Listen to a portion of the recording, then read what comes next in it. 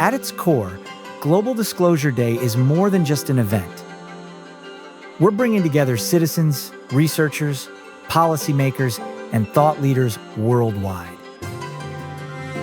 Giving everyday people a voice in one of the most consequential issues of our time, UAP disclosure. Ensuring that the facts, timelines, and implications are clearly understood by all. By coming together, we will ensure that UAP disclosure is not left to the few, but shared by the many for the betterment of humanity and our planet. Let's carry this mission forward, shining a light on truth and inviting citizens everywhere to join the movement. Welcome to Global Disclosure Day.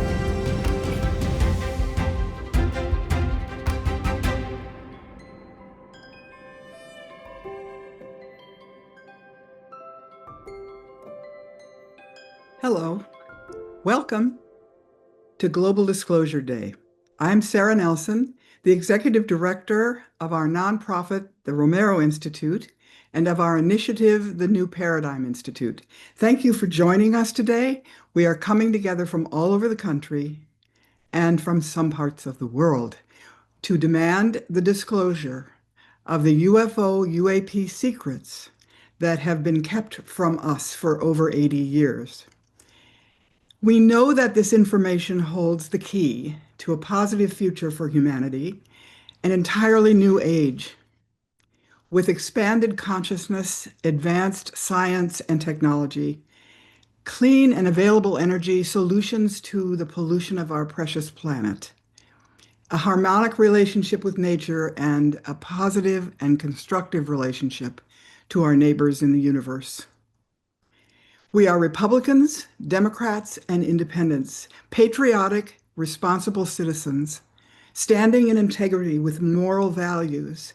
We vote, we elect our leaders, we pay our taxes, and we have a right to the truth and to government transparency and accountability. Democracies thrive when citizens have access to the truth. We can vote intelligently, we can develop effective policies and institutions in our towns, cities, and nations. Truth is essential to maintaining our freedom. I hope you will enjoy our program today. We are grateful to the wonderful people who have been joining us to be part of this program, and together we will bring you first a section on the history and the current status of disclosure, and then we'll take you into the growing grassroots movement of active citizens for disclosure, and then conclude with an interesting panel discussion on how disclosure will impact important constituencies. Let's begin right now with a historical dialogue between Daniel Sheehan, a well-known constitutional attorney and the president of the New Paradigm Institute, and Kevin Wright, our press consultant and congressional liaison in Washington, D.C. Danny, people have seen things in the skies and in the waters, witness accounts dating back centuries, but it seems that there was sort of a fundamental shift during the course of World War II. We have the Foo Fighters sightings in Europe, and then we had some sightings here around towards the end of World War II. What do you make of that?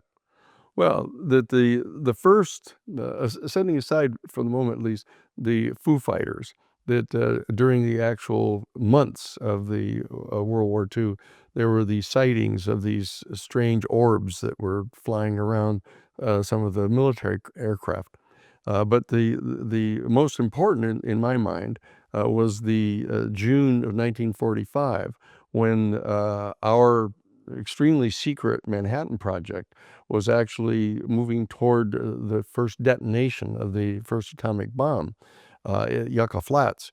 There is this account by then Captain Corso, Philip Corso, who was one of the range officers there, who left a 8mm home movie for his grandchildren to be seen only after he died, in which he recounts in detail a UFO craft that had been, its navigation had been interfered with apparently by the intense radar installations around the Trinity site where they were planning the detonation of the bomb.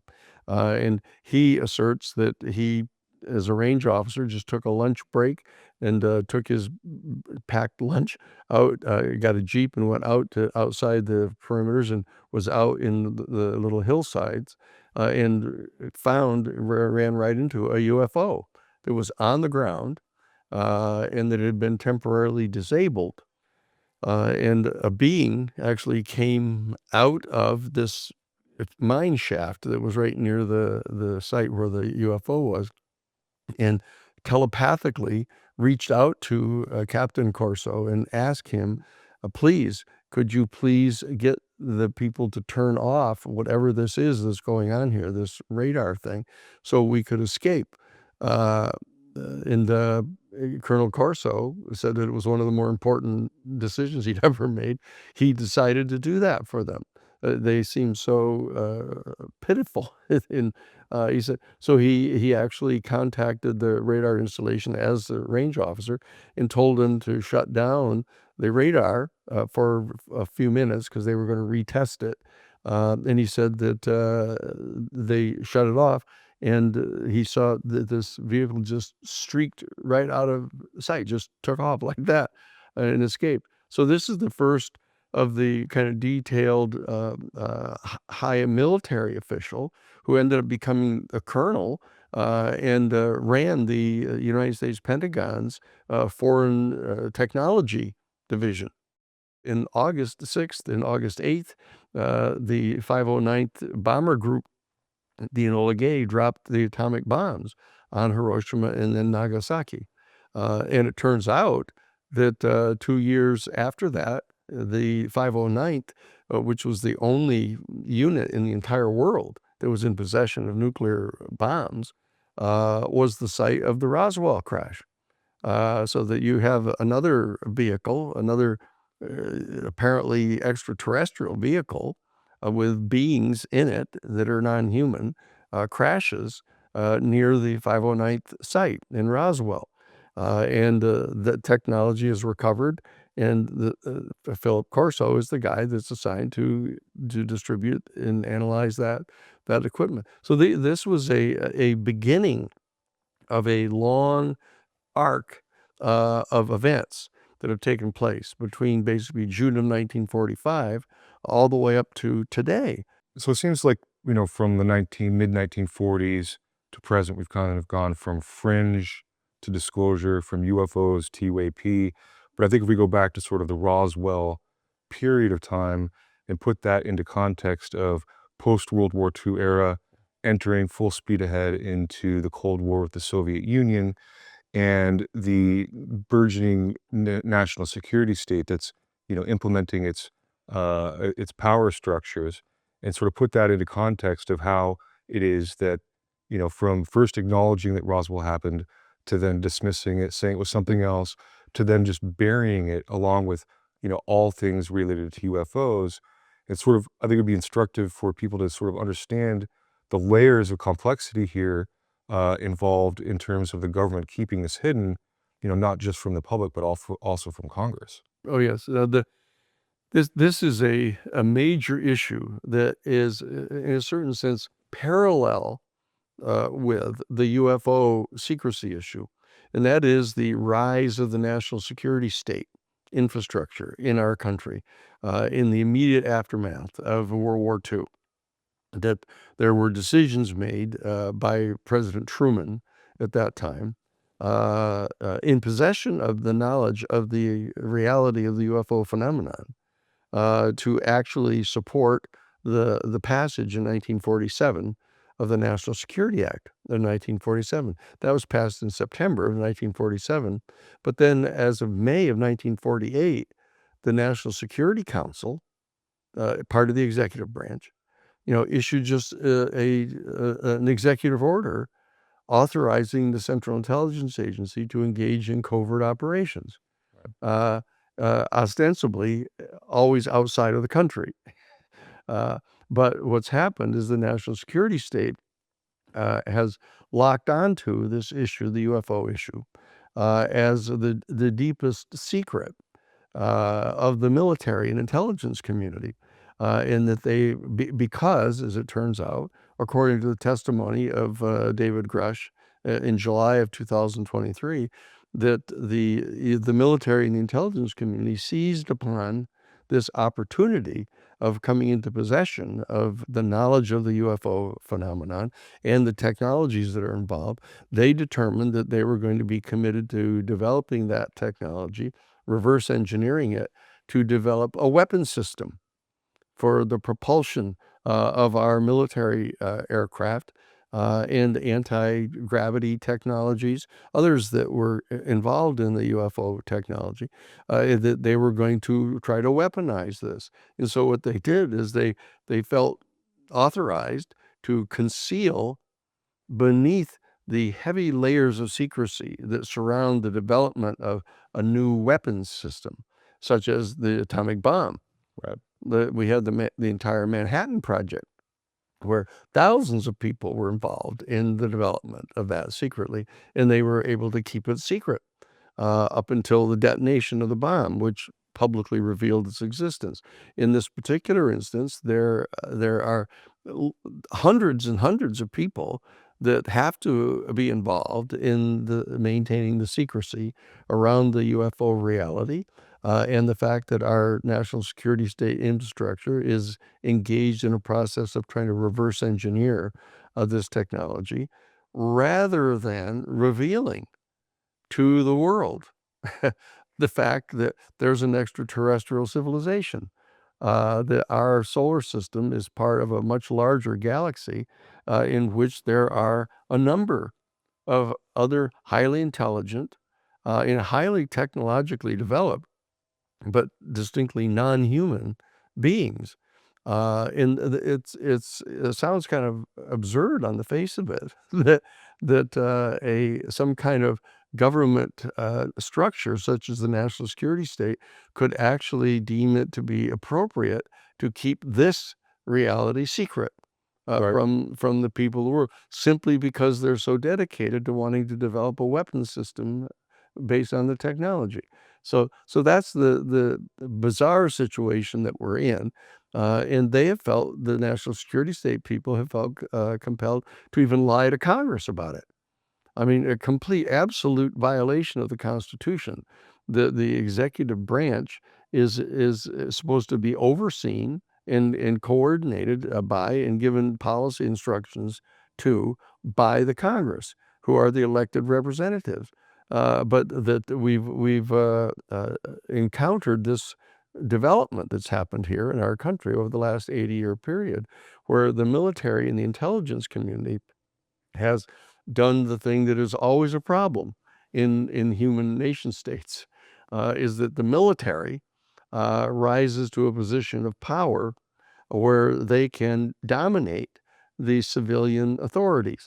And that's happened in our country. We're actually in that state right now. Which is precisely what Eisenhower was warning of when he was talking about the military-industrial complex when he was giving his farewell address. But one of the questions I often get when I'm meeting with members of Congress or their staff is, if this is all true, how is it possible this was, hidden so well from us?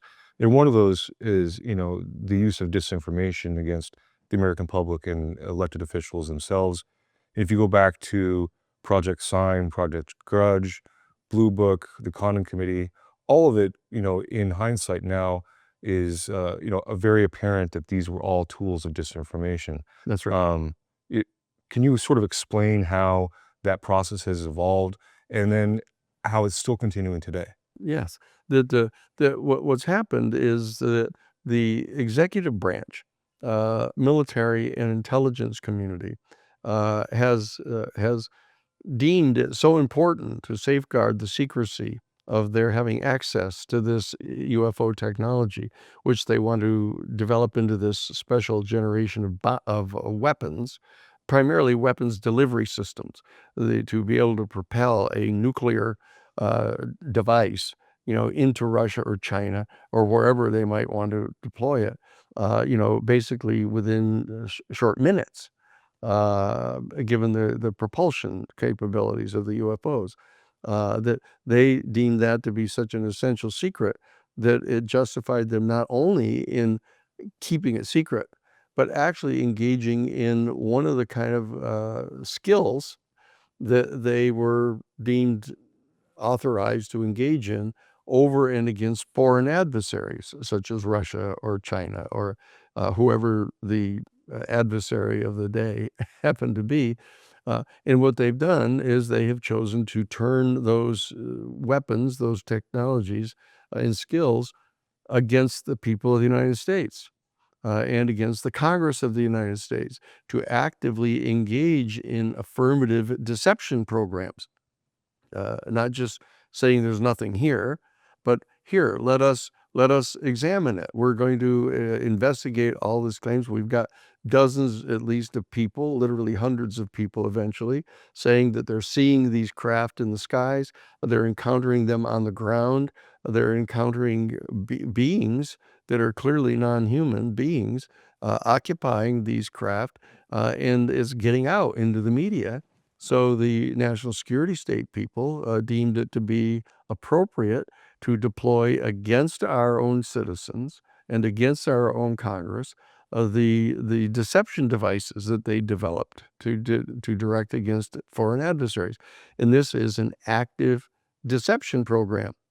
Not just simply saying, I don't know what you're talking about, there's no evidence, but they engage in a full-scale operation of trying to fabricate explanations for these sightings, which on the face of them are preposterous, unless you have a campaign also of trying to get American citizens to have just unflinching confidence and belief in whatever it is the government tells them. And so that's what they've done as well. They've engaged in this entire propaganda of trying to convince the American people that the military and the intelligence community is supporting democracy around the world and trying to promote individual liberties around the world, directly contrary to the overwhelming factual evidence that isn't what's happening here. So that our people are being subjected to an aggressive campaign of disinformation and deception on the part of the national security state. This is a fundamental danger. Whenever you allow the military in your intelligence community to start becoming too strong, and that's what's happened. The subtext of the whole UFO issue is the revelation of a very serious constitutional problem that exists in the country right now. And so I think if we go back to, the post-Roswell era and the advent of these, public-facing programs that the government implemented, like Project Sign, Project Grudge, it was designed really to, obfuscate and to stigmatize the subject and get people to think that there's no there and they should ignore it. While, their official investigations go, deeper underground into black budgets. But it's funny that, like the 1971 Australian intelligence assessment really came to the conclusion that, even then, that the government, the U.S. government was engaged, in a deception campaign because their ultimate goal was, of course, what we're talking about here, which is these reverse engineering programs, and to, create, stealth craft that can perform in ways that these UFOs are doing. So, it seems that after the 1969 closure of Project Blue Book, for example, we went into sort of this dormant period where the government wasn't acknowledging any sort of official investigation, but clearly there are things going on behind the scenes. Between that period and, say, like December 2017 with the New York Times article, something miraculous happened then with this New York Times article with Leslie King, Ralph Blumenthal, and Helen Cooper publishing an article detailing a secret government program investigating UFOs, which really sort of started this new disclosure movement. That's right. So there was this entire 50-year period, basically between 1969, call it 1970, and all the way up to 2017, where the national security state had been comparatively effective in stigmatizing this, as you pointed out. That we now know from documents that have been extracted pursuant to the Freedom of Information Act. Richard Dolan, a PhD student in history at University of Pennsylvania, did a major study filing all kinds of actions to get access to these documents, and they show that there was a conscious covert program being directed by the Central Intelligence Agency's Operations Directorate, in complete violation of the statute that created them, and in complete violation of the Constitution, to actually attack people who tried to report UFO sightings, not just inside the government, but citizens, civilians. They would attack their character. They would sow lies about them. They would try to blackmail them and extort them, and ruin not only their careers, but their family life by actually trying to convince people in their family that these people were mentally ill, to the point of actually getting them hospitalized over simply trying to report an encounter with a UFO. To go back a little bit, back in your career in this UFO topic, I mean, what you're talking about really is at the same time, the military is sending military personnel who had eyewitness accounts of UFOs and sending them for psychological evaluations with Dr. John Mack. Yes, yeah. In fact, inside the United States Army and Air Force and Navy at that time, they had actual policies that if in fact an enlisted person or an officer in the military, any one of the branches, insisted upon filing an official UFO encounter report, that they were first instructed not to do it by their superiors. They were told that this would be an adverse event in their career, but if they insisted upon doing it, they were then immediately sent to have a psychiatric examination. And that goes into your record, in your military record. And it turns out that one of the psychiatrists to whom a number of these higher ranking officers were sent to have this psychological set of tests was Dr. John Mack at Harvard University. He was the chairman of the Department of Clinical Psychiatry at Harvard Medical School. And he, after performing these psychiatric evaluations of a number of these high-ranking U.S. military officials, became convinced that they were completely sane, and that they were reporting this extraordinary set of facts in his mind. And so he began trying to figure out what might be going on here. And he at first tried to explore the potentials of there being some new, unique, bizarre kind of psychiatric condition that had no diagnostic identifiers to it at all. But he became convinced that wasn't true. And so he began to look into the actual nature of what their experience was, that he was convinced they were completely sincere in their certainty that they'd had this experience. So he actually wrote a major, to be peer-reviewed scientific paper about this and submitted it to the New England Journal of Medicine, the kind of top peer-reviewed document with regard to the psychiatric issues. And they rejected it and refused to publish it. And so he ended up getting it published as a book, and it generated a major upset on the part of the faculty and administration at Harvard, who instituted this kind of ad hoc committee to basically excoriate him and threaten basically the revocation of his tenure if he didn't stop talking about this. And I was retained by Dr. Mack to represent him, and we encountered this extraordinary pushback from the university and the faculty, because they had been so thoroughly brainwashed by this covert program that the national security state had fielded, that they actually convinced high-ranking academics that there was nothing to this. And that stigmatism continues on to today, but I think it's also important to point out that the sending of military personnel for psychological evaluations wasn't really done to see whether or not these people were actually crazy or not. It was actually done in a form of intimidation, And I need doubt about which that. plays a role in, people like David Grush coming forward and others who have information but are fearful of losing their clearances, being made to look like they're crazy, Yeah. losing their livelihoods, and other threats and forms of intimidation that these whistleblowers have to go through. Yeah, and so what we've done, those of us who have been attempting to get at this information, have drafted legislation to get passed by Congress protecting whistleblowers. We've proposed actually a 15-page statute that is specifically designed to uniquely protect people who have information about this UFO phenomenon and about the reverse engineering program and about the fact that they've actually recovered bodies from these craft that they have proven through DNA testing to be non-human.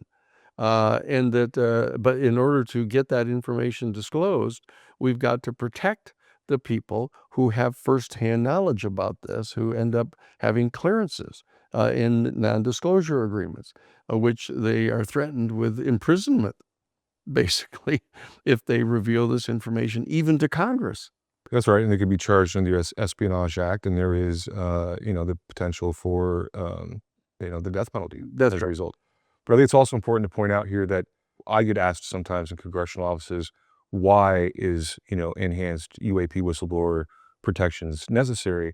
And it's important, I think, for people to understand that we're not talking about someone working at the IRS and finding out that someone was inappropriately looking at someone's tax returns or something. We're talking about, deeply buried secrets that have been there, under lock and key for decades, talking about technologies of unknown origin, non-human intelligence, extraterrestrials, biologics, bodies. And, there's also a criminal element here that rises above and beyond just the constitutional crisis that we face, but also allegations of criminal activity That's right. that's going to have to be rectified at some point. That is right. That is right. Because the people inside the national security state infrastructure have become so habituated to engaging in criminal activity outside of the United States. Blackmailing people, assaulting people, murdering people to silence them, to stop them from opposing whatever the political objectives and foreign policy objectives are that the national security state had identified, that they actually believe that they're authorized to do that at home. And that they've done it. And what they've done is they've first secured the right to deploy lethal force to protect certain facilities where the UFO activity is going on, or other weapons development activities going on. And then the people that were in charge of that security have come to convince themselves that they're authorized to deploy lethal force off grounds from these facilities.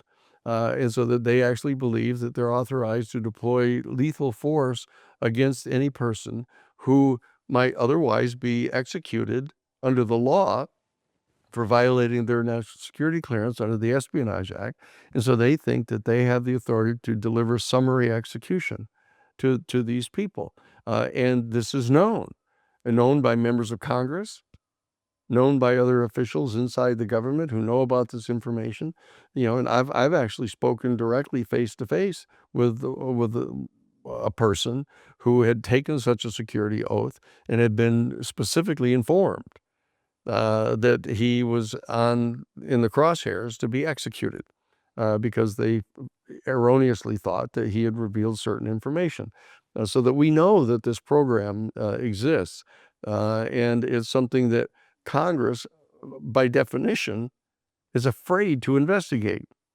I think it's an important point to make because, following the December 2017 article in the New York Times, it sort of kicked off a new sort of impetus for people to investigate what's actually going on here. These programs are even hidden from Congress. Yeah. And which gives way to the Senate Armed Services Committee and the Senate Select Committee on Intelligence doing a lot of homework and having a lot of people coming forward, whistleblowers firsthand, witnesses to events, people who involved in the so-called legacy programs, bringing in, providing evidence to these committees, right? The professional staff, as well as, a number of senators that sit on these committees, like former Senator Marco Rubio, of course.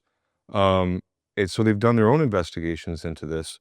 And what really came out of that was that, we have this UAP Disclosure Act, which was first introduced by then Senate Majority Leader Chuck Schumer in conjunction with Senator Mike Rounds, Republican from South Dakota, then Senator Marco Rubio, Senator Kirsten Gillibrand of New York, Martin Heinrich, and others, providing legislation to sort of try to cure this 80-year secrecy regime. Yes. And when we were involved with the people that were crafting this statute, we began to try to find other members of Congress who would be supportive of this, in that we first encountered this fear that they would be discredited, and not just, sui sponte, in the eyes of their constituents, but that they be targeted by the national security state people to engage in an active campaign to intentionally destroy their political career. And they were acknowledging that. When I brought, a full bird colonel in the United States Air Force who was in charge of a number of these Minuteman nuclear sites that had been shut off by a UFO, that all the missiles had been taken right offline by the UFO. And I brought this colonel to meet with his congressperson to tell him that.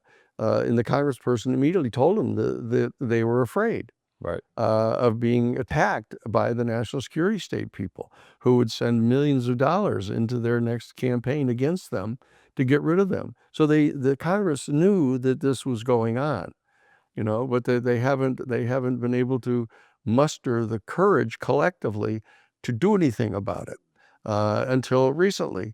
And so suddenly you had this 64-page bill demanding that every single one of the U.S. military services and intelligence agencies basically turn over to the National Archives every single piece of information they have about this, starting in, not coincidentally, January 1st of 1945. That's right. To have all of this information turned over so the members of Congress who had the appropriate security clearances could get to see it. That's basically what this bill was all about. Now, this is a very bold move, and it was passed by the Senate. But even then, they didn't dare to present it on the floor of the Senate as an independent standalone bill. What they decided to do is they tried to basically sneak it into the multi-thousand page annual National Defense Authorization Act, just to slip it in. And because virtually everybody will vote for the appropriations for the military and for the intelligence community because of the power and influence that the United States military and the intelligence agencies collectively have over our country. That everybody feels that if you question any particular military weapons program or any particular military mission, that you're somehow fundamentally unpatriotic, and that it's going to ruin your career politically, economically, professionally. That's right. And it becomes impossible to sort of challenge the executive branch and the Department of Defense and all the other agencies and departments that start waving national security around, this little flag. And the American flag. We've managed certain, successes in attempting. The fact of the matter is, we have not succeeded in getting that bill passed through Congress. We have, however, and it's very important for people to understand, we have in fact gotten 23 pages of that 64-page bill passed, which the part that has commanded all 6 of our United States military services and all 18 of our intelligence agencies and all 32 of our United States Defense Department agencies that are understood to be in possession of not only information about the UFO phenomenon, but also in possession of these craft to turn this over to the National Archives. And so, actually, to gather it all together and then turn it over to the National Archives as soon as possible. Now, that soon as possible date was last October of 2024, October 20th. And at the final hour before that was required to be done, the National Security State people got the National Archives to give them 1 year extension. So as we sit here today, in the immediate aftermath of the September 9th hearings and the failure on the part of the Congress to pass the rest of the statute, this 23 pages that has placed these agencies under orders are required now to make this information available to the National Archives on September 30th. So just in a matter of another 20 days, basically, as we sit here, they're going to be required to turn this information over. So that we shouldn't despair entirely upon in the face of not having gotten the entire 64 pages passed this past September 9th, because we're still looking at this date of September 30th, where they're going to be required to turn this stuff over. Question: is the national security state so powerful in our United States at the present time that they are capable of effectively defying Congress that has given them the clear order and allowed an additional year for them to gather all of this together and to put it into a comprehensible data format to turn over to the National Archives? So this is the issue that is posed as we gather here now to see whether they're going to do that. Dan, you brought up an interesting point, because we're talking about the December 2017 article from New York Times, and we stepped back a bit to, the New York Times fighting for truth and transparency of the Pentagon Papers, and it really brings up an interesting question. What has happened to the fourth pillar of democracy with regards to this UFO topic? Because you can't get the mainstream media to cover this with any seriousness. It's true that this, there was this decision made back in December of 2017 on the part of the board of the New York Times, obviously to come forward with this story.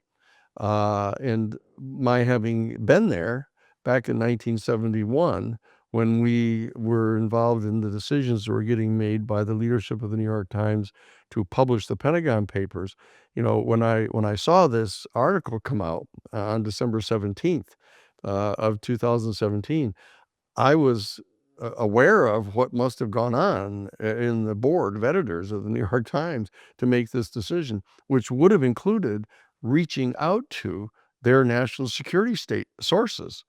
So that beneath this entire thing is the question of the degree to which there are elements in the full national security state infrastructure that for some reason view it to be in their collective interest to release more information about this, so that they would, in a sense, give a green light to the New York Times back then, at least, to publish that article. And so the question is, how much more information is going to be made available, either in the direct formal process of September 30th, of turning it over to the archives, and what kind of coverage the news media, the mainstream news media, are going to give, to any revelations that are made on September 30th, or more importantly, I think, or at least more saliently, what kind of reporting are they going to do about the fact that nothing is turned over? We're not going to give up on this. Right. I think we've come to the point now where we realize that you can't depend entirely upon the elected representatives to dare to do this, because they're so vulnerable to the covert activities of the national security state, and they're aware of it, and they're intimidated by it. Right. Okay. And so that what we're trying to do is, at the same time that we're trying to raise consciousness about the UFO issue itself, because we're talking about the concealment of the fact that there's an extraterrestrial civilization around us. We find ourselves like the tribe that was in the Indonesian islands, in Papua New Guinea, in the 1950s, of thinking that there was nothing going on in the world outside their island. and all of a sudden they were discovered, and they discovered the outside world, and they were not prepared Right. at all to know how to cope with that. And so what we're trying to say is, look, our people need to start becoming accustomed to the knowledge that we're part of a larger galactic civilization here. The New Paradigm Institute has implemented a Citizens for Disclosure grassroots movement That's right. that, with the ultimate goal of having, 50 state, chapters up and running, thousands of volunteers, and turn this into really a political movement in which, elected officials are going to have to take notice of. That's right. That's our job right now. I mean, as citizens, the fact of the matter is our citizenry, has not been muscled up to actually do anything, not only about this particular subject, but in most subjects. I mean, our people are getting, distracted watching football games and basketball games, baseball games, movies. You can sit and punch button, talk to your television, and have it call up any movie that you want, sitting in your living room. And so people are going to their day jobs, for their 8 hours of working, and then coming home, and then basically watching television, and they become very passive, and only to the extent to which you can get the political activities going on that are like a sports event, where you have team A versus team B, and you have highly dramatized, a fourth quarter, 2-minute drill experiences in the political realm. Do people pay any attention to it? So we've got to overcome that. We've got to be able to get our citizens back into activity here. Well, I think it's also important to point out that, there are some people that, despair over the fact that the UAP Disclosure Act hasn't passed and, they don't see any forward momentum.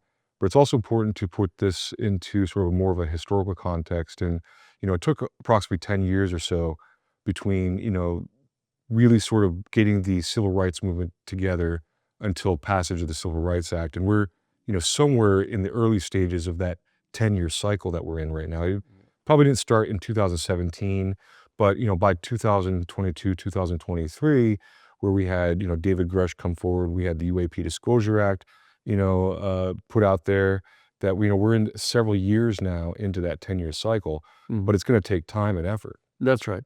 No, this is going to require us to organize our people, communicate information to our people, conscientize the people, that is, raise their consciousness about this to the point where they're not afraid of the subject at all, and get the people involved in trying to determine to what degree and in what manner we're going to need to amend some of our major institutions here on our planet. Our economic institutions, in order to absorb the potential new technologies, they're going to have dramatic impact on, for example, the petroleum industry, because obviously there's some sort of alternative energy source that these craft have, that is not, they're not burning coal, Right. or gasoline to fuel these craft, and so the geopolitical structures, our treaty organizations and stuff on our planet are going to have to come to include these other beings.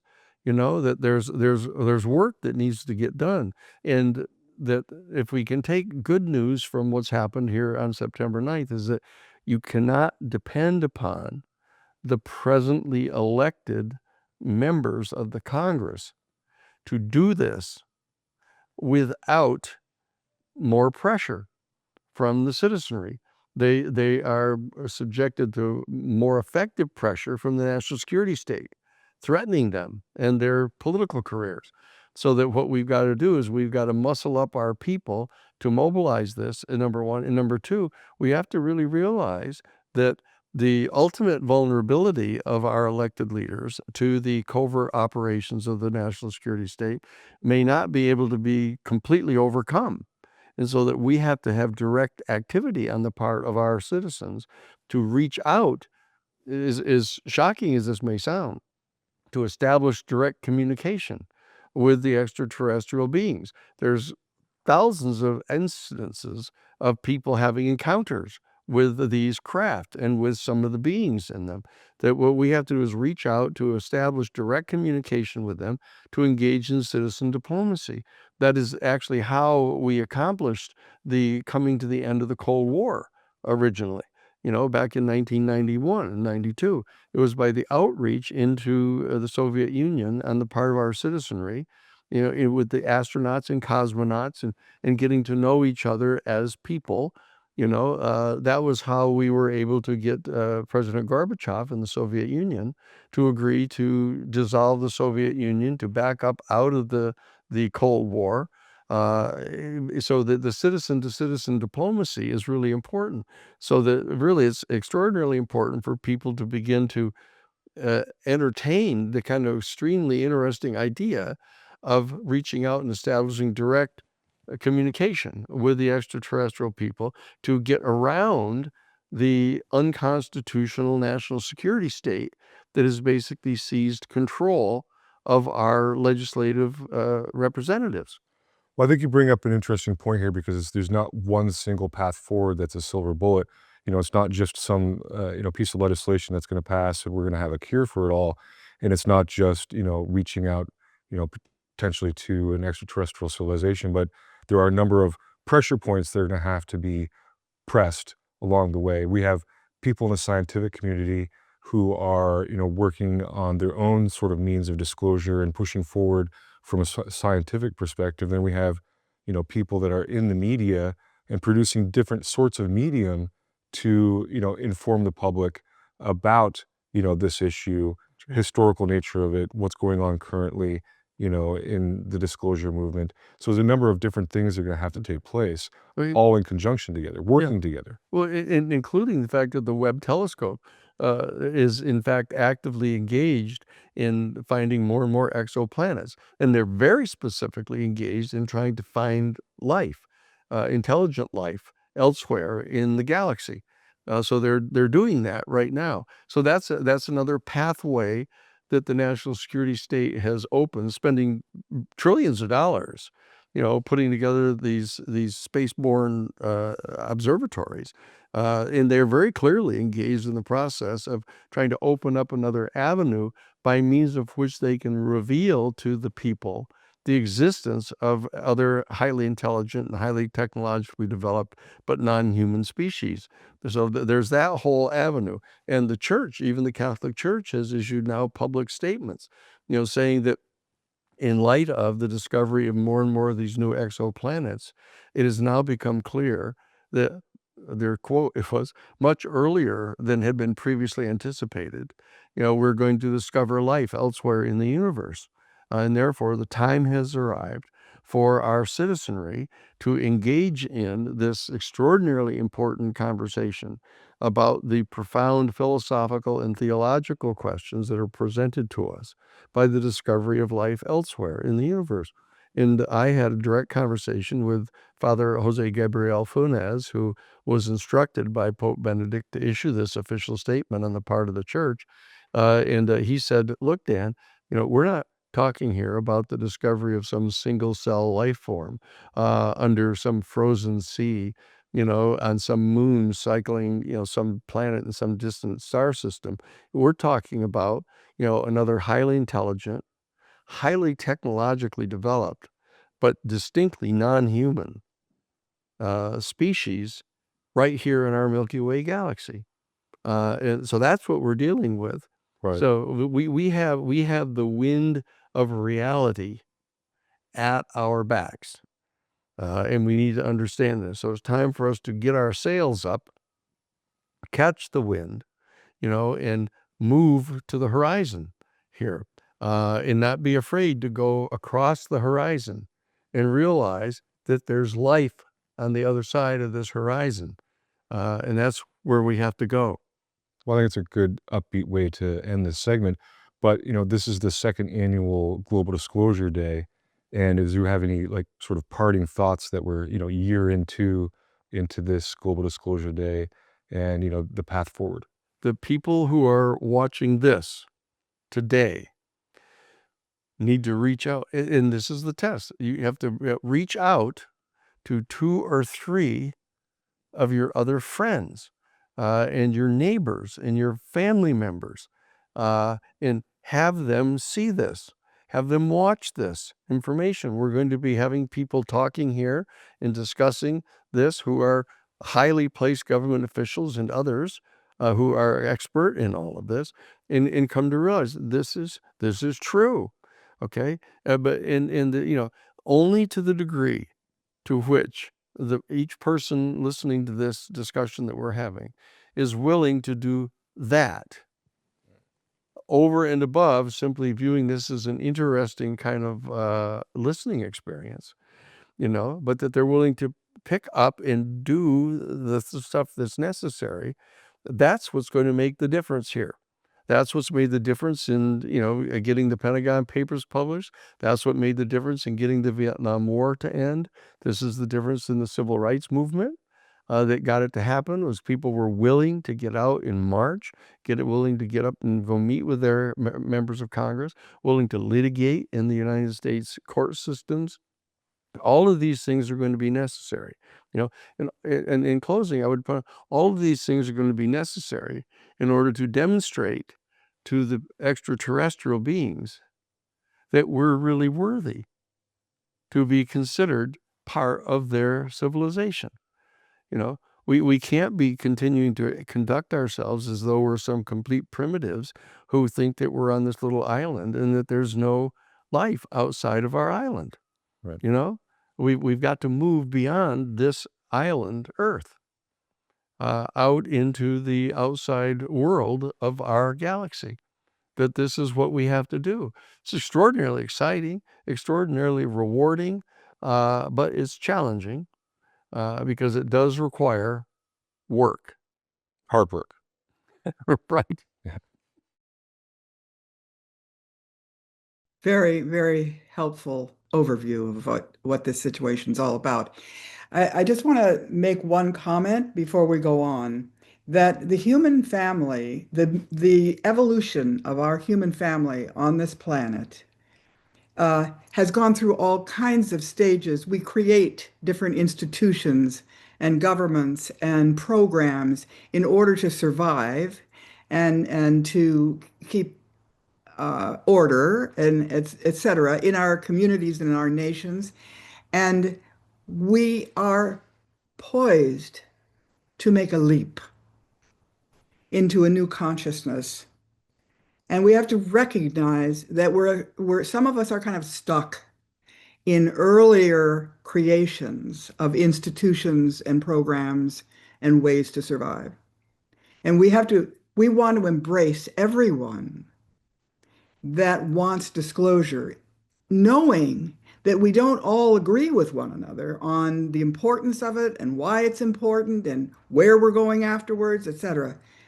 But we want to work with everyone who understands that if we make this leap in consciousness and we understand these truths that have been kept from us, we can go into what might be called a golden age of new science, new consciousness, new institutions for the benefit of all humanity.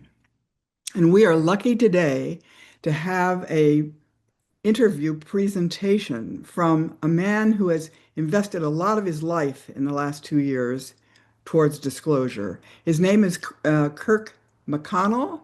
He's a 24-year senior staff person, he was, for the Senate Armed Service Committee, and he's one of the principal authors of the Senate Armed Services Committee bill, the Senate UFO bill, and he's here to share his personal and moving journey and experience with this unfolding understanding and reality that we are in possession of more than one or more non-human origin extraterrestrial spacecraft, and that the bodies of the occupants have been established as non-human.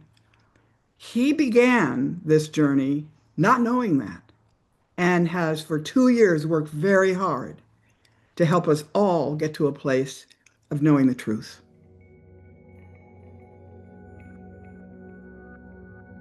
after the seminal New York Times article in late 2017. I had, prior to that, not any particular interest and certainly didn't believe in the reality of non-human intelligence visiting Earth until that time. That New York Times article was the beginning. I would say it wasn't the only event, obviously. That was followed by the release of videos later, and other sources and witnesses started to come forward. Staff on the committee that I worked for, the Armed Services Committee in the Senate, as well as our sister committee on intelligence. The staff started also to track down other people to talk to. And we started interviewing, Navy pilots and other personnel from the Defense Department and the intelligence community. And we started talking to people who are now household names, like Dr. Hal Puthoff, Eric Davis, Chris Mellon, Lou Elizondo, and later still Dave Rush. So you had a lot of more people coming forward. Some of us also undertook to start digging into the history of the issue and starting to read all the literature that's out there. And if you're familiar with this topic, you know that there is a vast literature out there. Personally, after a fair amount of time, came to the conclusion that the weight of the evidence lent a great deal of credibility to the belief that NHI are here and have come here for a very long time.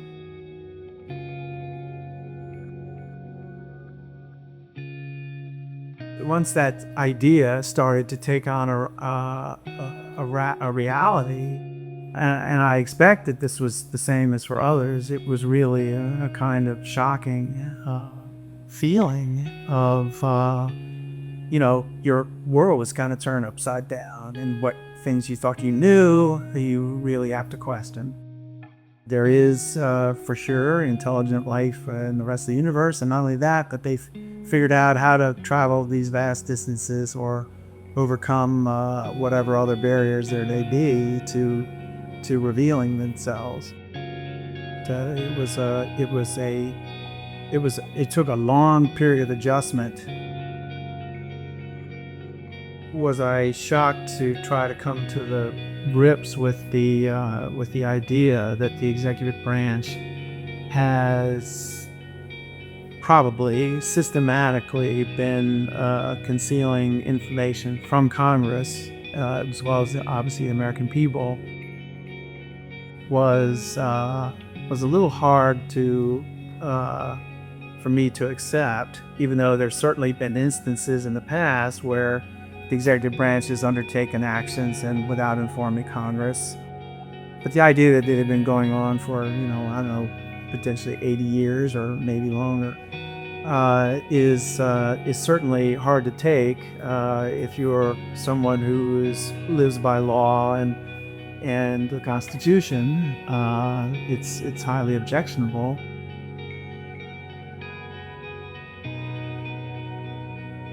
I'm not at liberty to disclose it. These were internal deliberations between staff and multiple committees and members.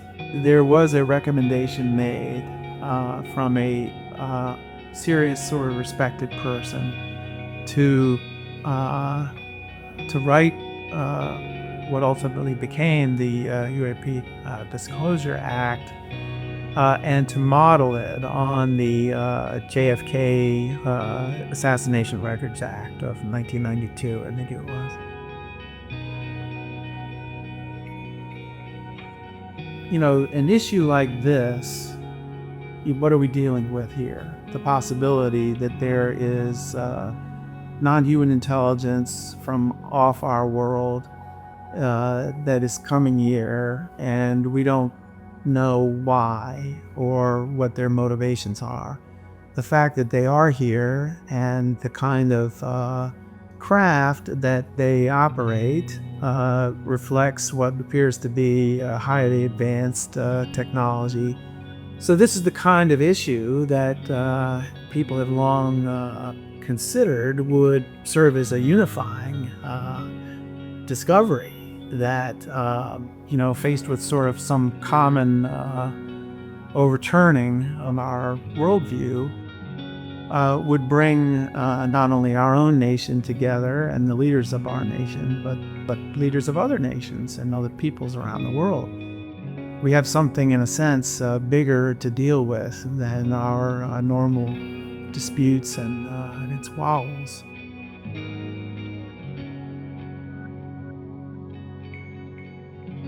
I certainly understand people thinking, well, are we reaching a dead end here politically? At the same time, I would say that there are certainly solid reasons for optimism. Optimism first, that this issue isn't going away right now, that we are not going to see a cyclical retreat from it, but in fact, the momentum will be sustained. People should not lose that energy and that faith, and ultimately prevailing on this. But I also think that there's reason to be encouraged, because what I think makes this situation currently a little different is that there are private groups that have resources, they have technical expertise, and they appear to have determination and maybe some staying power that are involved in this issue, and they have access to the kind of resources for scientifically monitoring and assessing this without the government doing it. There's still ways to make progress on this issue through private endeavors. You and me, you and I, and all of us, we are the private endeavors going forward. We are moving forward. We're launching a new educational and action campaign for the remainder of 225 and going into 226 to stay abreast of credible, unfolding information in this dynamic disclosure campaign. Please go to the New Paradigm Institute website.org and sign up for our newsletters, because we're sending updates and breaking news twice a week. We release a podcast weekly. We generate extensive videos and materials for our growing movement, and we provide ongoing action alerts to our community. Let's turn now to our Citizens for Disclosure grassroots movement that is active in 32 states, with a goal that we will have 50 states by January 1. 2 of the states are now developing their own UAP UFO disclosure bills. Others are working on educational efforts and including teach-ins at colleges and universities. And as we move into 2026, we are building out local teams, hopefully eventually in all 435 congressional districts, and leading a disclosure pledge campaign for all congressional candidates. Our allies in other countries are organizing with parliamentary leaders to develop disclosure policies in their countries. I hope you will decide to become a member of our organization and support us financially, and also to become a citizen, an active citizen for disclosure. You can sign up for both of those things at our website. And now let's go and listen to some of the Citizens for Disclosure. Good morning and welcome to the hearing regarding UAP disclosures. For too long, the issue of unidentified anomalous phenomena has been shrouded in secrecy, stigma, and in some cases, outright dismissal. Today, I want to state clearly that this is not science fiction or creating speculation. This is about national security, government accountability, and the American people's right to the truth. Do you solemnly swear or affirm that the testimony that you're about to give is the truth, the whole truth, and the nothing but the truth, so help you God? I do. Boeing contractors reported a massive glowing red square silently hovering over 2 missile defense sites. I talked to 5 shaken witnesses who described a massive triangular craft that hovered silently for about 45 seconds before shooting away at impossible speed. A self-luminous, tic-tac-shaped object emerged from the ocean before linking up with 3 other similar objects. These things are real. They can fly in formation, they're evasive, and they outperform any aircraft known to exist, including ours. I saw a 100-foot equilateral triangle take off from near the NASA hangar on the base. It's either a weapons program being reverse engineered by our governments or other governments, or not from here. Those are it. There is something out there, and we should know as the people what it is. Let this be the moment when America chooses courage over fear, transparency over secrecy, and progress over stagnation. Let's show the world that our nation leads not only through strength, but through fearless pursuit of the truth.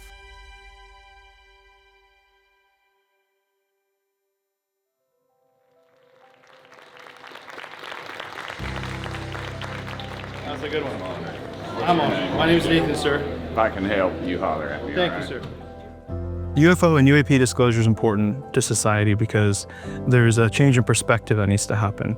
The reality of what exists has never changed and will not change. There is a force, unfortunately, that is trying to withhold that information at this point, and we have to stand up and say no more. To help bridge the gaps between people and to bring us closer together and remember that connectedness is what will literally get us out of the mess that we're in. It has to do with transparency with the government, giving Congress the ability to perform proper oversight over both what the government is doing, several agencies, as well as what the private sector is doing. We're not being told the truth, and we deserve the truth, not just as citizens of whatever country we're from, but also as citizens of the world and as collective humanity. What's really remarkable is that we have been lied to as the American people for probably 70 years at least, since World War II. I think disclosure, for what it means and what it stands for at the end of the day, is very important to everybody, basically. For me, fundamentally, as a human being, I think we have a right to know. We're entering into an inflection point, a tipping point, as a nation, as a species, and as a world. UFO disclosure is part of our evolution of humanity, expanding our knowledge of the universe, it's what we've always done since the beginning of civilization. What's over that mountain? What happens if we plant this crop? What happens if we make this machine? What happens if we know there's more to the universe? It changes our scope of reality, which gives us more opportunities, which expand our mental cognition to be more creative, more loving, more open, more resilient humans.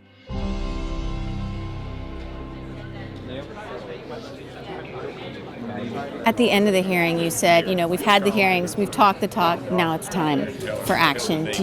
Are you hopeful that this hearing did enough, move the needle enough to really get some of the action that you're talking about? I hope so, but what's going to have to move the needle is the people that are watching, the people that care about this. Until they call their congressman, call their senator, and reach out to the president and make it clear that this is a priority, they're not going to make it a priority. This is something that affects everybody and is the biggest and most important legislation and event that is happening as a species. In this country, we're very blessed to have the right, we the people. What do we do with that privilege? Do we stand up and use it and fight for what we believe in? Or do we lay down and let the forces may be just roll us over and say, oh, you don't need to know that because we like to have power and you can't have any?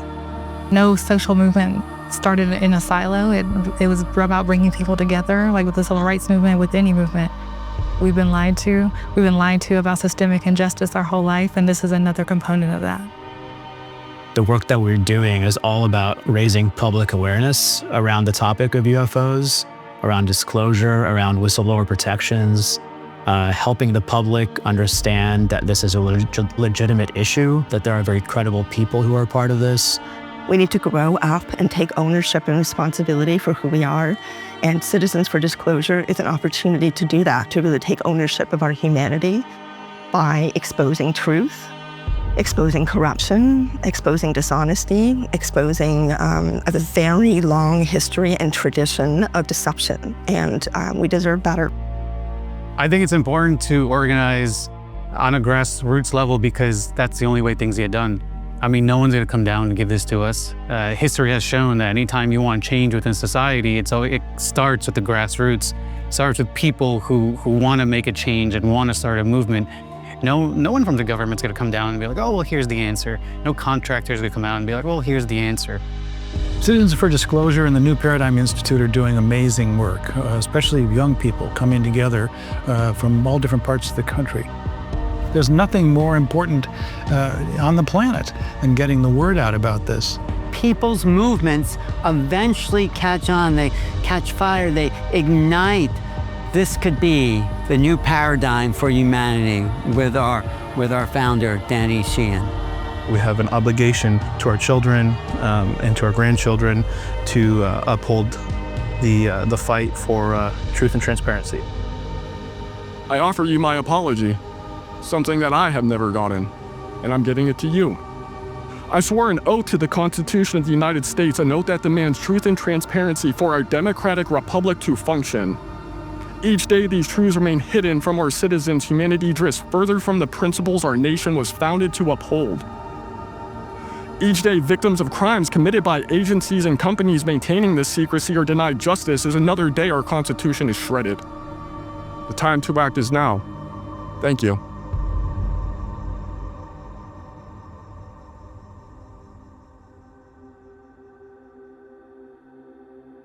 Thank you to all of you. You are our community now. And because you have responded from your soul to this call, it's a visionary call. We know that we need disclosure for the sake of humanity's future.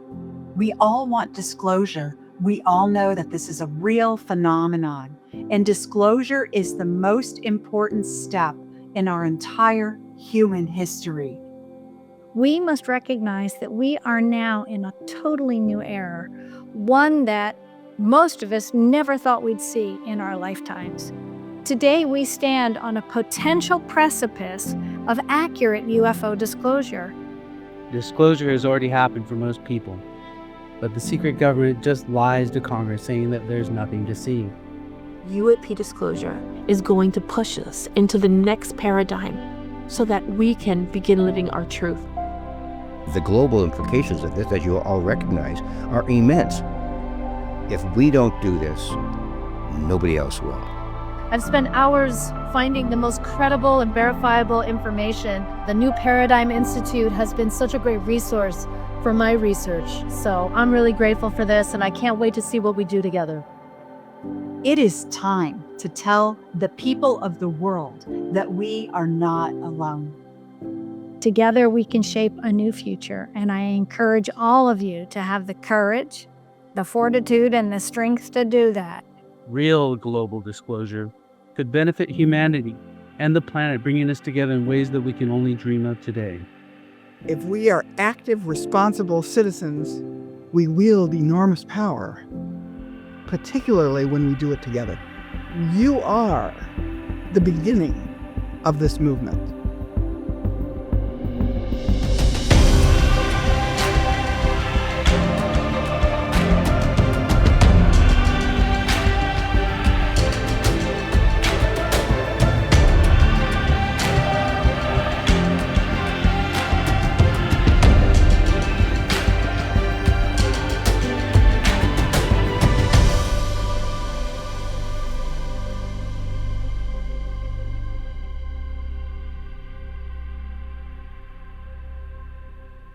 I invite you to go to thenewparadigminstitute.org and sign up to be a citizen for disclosure. Now let's turn our attention to the discussions with people who have a lot of experience and expertise in different areas of work and different constituencies. We're going to start here with a discussion between Colonel Karl Nell and Richard Dolan. Colonel Karl Nell has in a lot of executive experience in both the aerospace industry with some of the top companies in the aerospace industry and also in the Pentagon.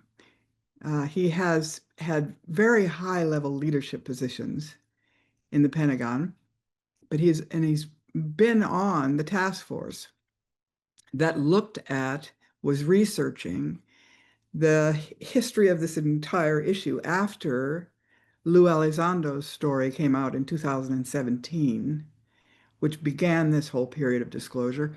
And so he is very knowledgeable about what the concerns of the aerospace industry are, what the concerns of the Pentagon are, and he has devoted his life for the last 2 years to trying to sort this out and think this through. And Richard Dolan is known as the historian. He's a former PhD student at the University of Pennsylvania, and he is known as the historian for UFO UAP history in this country and globally.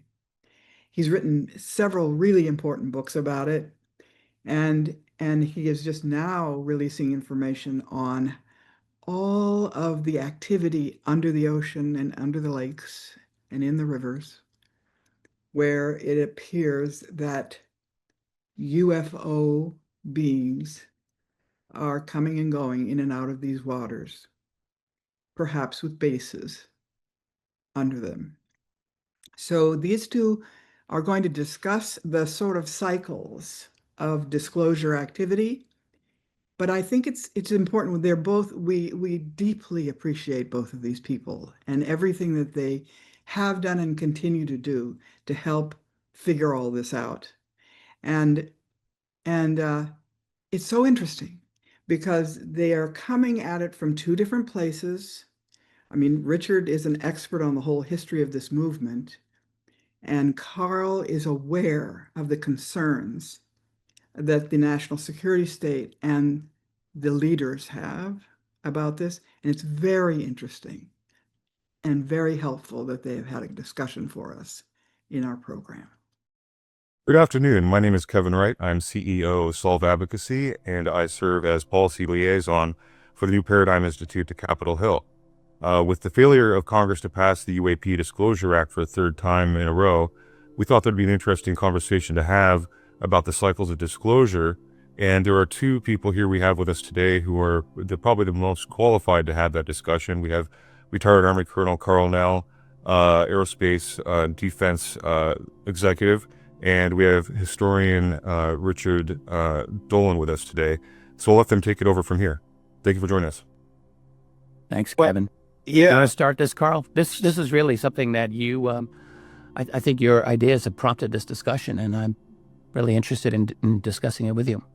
Well, thanks, Richard, and Kevin, appreciate the introduction. Yeah, Richard's probably the best person to probably kind of bounce some of these ideas off of, since he's an expert, having studied this field for many decades. So I guess the postulate I've got is that this recent cycle of disclosure that we might say started in 2017 with the Navy videos and Lou Elizondo coming out and as a whistleblower making various assertions, that cycle of disclosure is effectively ended with the failure to pass the UAP Disclosure Act, and with sort of the fourth or third in a series of hearings on the topic that I think increasingly have moved the needle less and less.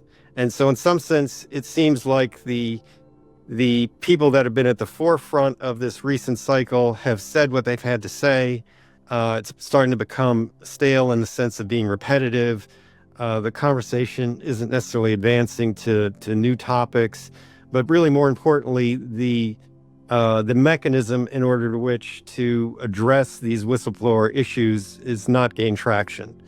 And, particularly to kind of maybe amplify upon that, I think the essence of that Schumer-Rounds amendment was to create a management structure that you could argue perhaps mirrored the original process that was maybe put in place by Truman and Eisenhower to manage this topic, but to do it in a manner that was assured to have proper congressional oversight and proper transparency and accountability to elected officials, which had ceased to pertain at some point in the past. And so essentially by not passing this, Congress has written themselves out of any type of way forward, and without a control group to manage the policy aspect, then the government's really not going to be in a position to deal with ramification of any released material. And so increasing whistleblowers, increasing attention is going to force the government into a reactive mode and really a hunker down mode. So my view is that this cycle essentially has ended, and we should take stock of what worked and what didn't work to think about maybe a new way forward. So that's sort of my view on the current state of play. It's really, really provocative and interesting thesis, Karl. And honestly, there's a lot that you say that I find myself agreeing with. We've gone through, historically speaking, the UFO community, and we say UFO here, has gone through, as you were implying, a number of cycles of this kind of process. Early 1950s, you could say, in the early 1960s, when the CIA director Roscoe Hellencoat, a former, resigned from NICAP after they had tried to get congressional hearings in 1962 and just totally failed. We all know about the Condon Committee from the late 1960s. That was another crisis, and actually there were many others after that. The FOIA era of the 1970s seemed like it was going to be another cycle where government documents were being declassified for the first time in the late 1970s, and it was exciting, and people thought, are we going to get the magic document that will prove the cover-up? And then that didn't happen. You had the Rockefeller Initiative of the early 90s, which kind of dovetailed with a lot of the Roswell investigations that were going on, and that didn't happen. And then you had in the 21st century, we've had a number of disclosure initiatives, and as you mentioned, starting in 2017, the last iteration, they've all risen and fallen. The only thing that I would want to emphasize that makes this last cycle different is, I think that it's raised the level of discussion publicly to the highest level that I think that it's ever been. More information has come out in this last 7-8 years, by far, I would say, than what we have seen in any of the earlier cycles. And so if it's true that this is the end of a cycle, maybe it is. I mean, the Disclosure Act's failed 3 years in a row, as you pointed out. But I'm not quite convinced that the sleep cycle between this one and the next one may be as long as between some of the others. Like, I don't really know that I can predict that. It's that A, this actually is over. It could be. Or that B, if it's over, the interim between this one and the next one is going to be all that long. I mean, just one example, then I'm going to hand this back to you. Whistleblowers. So you were saying, and I think rightly, that if there's no mechanism that Congress has passed to allow the federal government to do anything about whistleblowers and information coming out, they're not going to be obligated to do. They won't do anything, and it'll just be hitting a wall. But I'm not convinced that powerful whistleblower statements will have no effect. I think that the spigot's been opened. There's been a number of people who are talking. We know there are many others who have spoken in Congress who have not been public yet. And so I'm not sure that has really played itself out. And that's the only real hesitation I have. And as long as there are new whistleblowers coming out, as long as they have powerful, credible information, I think that could keep generating momentum in one way or another. Although, as far as legislatively, I agree. I don't know how that would happen if Congress can't pass a UAP Disclosure Act. Yeah, no, that's interesting. Yeah, I guess, history isn't necessarily like a linear arc, but maybe it's sort of, in this case, like a sawtooth. In other words, like 2 steps forward, 1 step back. And so maybe we're building, on previous work. So each of these cycles of disclosure, if you will, is maybe gaining more traction. But I still think like we've had a major reset. So I'm thinking back too, like you mentioned, NICAP. But if we look at the 50s, Walt Disney was approached at one point to try to, assist with some sort of controlled disclosure at 54, 55. There was the Emmenegger Sadler film. Yeah. Right, with the supposed Holloman Air Force Base landing footage that was withheld, that got released as UFOs Past, Present, Future, narrated by Rod Serling, as you know. But without that, government offered footage that was really the carrot to do that whole thing. You've had this, revelation in the 80s of the sort of co-opting of, some of the UFO researchers, Bill Moore in particular, right? Like that kind of discredited the field. So there's been several iterations, both, with the government kind of ostensibly positioning for and against, disclosure. That's created this cyclic process. But, the counter argument that's often offered is, okay, more whistleblowers could be coming. I mean, in essence, like we've seen that also, right? These other events. And so in some sense, when the whistleblowers come out one at a time and in public, there's typically a means to discredit them, right? Not necessarily legitimately, but often effectively. And so then the message gets discredited with the messenger. And so we're all kind of hoping for this sort of pristine, high-level whistleblower to come out, but those people are probably not motivated to do that, right? So you're not going to get that person. But if you do, and you get that sort of drop, maybe you're creating the problem that we're trying to avoid anyway, right? Which is this, what I would argue, the catastrophic disclosure. Like all this information comes out and implications, and society and institutions are not maybe ready to deal with that. The whole process of controlled disclosure was intended to mitigate some of these issues by creating a responsible approach, as opposed to, basically dumping this all out. So it's the difference between an impulse function that affects, public stability and legitimacy of institutions and the range of accountability, and smearing that out over time, and through a slow, deliberative process where in the background, maybe you've mitigated some of these issues, let's say the government. So I'm a little concerned that either that's going to peter out, or you create the problem that the whole UAPDA was intending to avoid, which is how to go from a stable pre-disclosure state to a stable post-disclosure state, which to me is very analogous to arms control, in fact, right? Like mutually assured destruction is stable but not desirable. Mutually assured survival is desirable and stable, but going from one to the other is highly destabilizing. And so how do you do that without really causing the problem? In other words, preemption, right? Like preemption in an arms control situation is what you're actually trying to avoid. So going from pre-disclosure to post-disclosure could precipitate that sort of catastrophic situation that we don't want.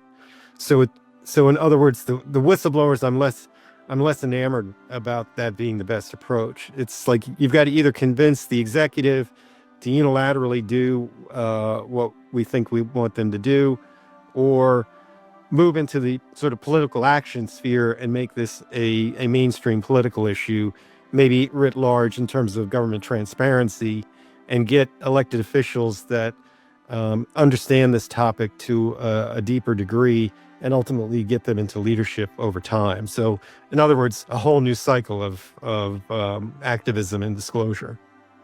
When you put it that way, especially the last thing you said there, I just caught myself thinking, how in heck are you going to be able to get that many number of members of Congress to be sophisticated with this issue to actually do what you're saying? I don't know how that would be. One thing, though, a couple of thoughts. So one, the idea of avoiding catastrophic disclosure.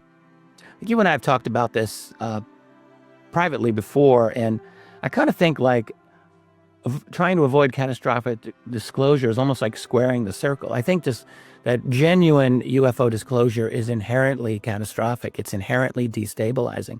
I don't really see how you can do it other than to roll out such a controlled level of disclosure that you're essentially, the state would have, I would almost say, totalitarian levels of control over information flow to an extent that it would be deceptive disclosure.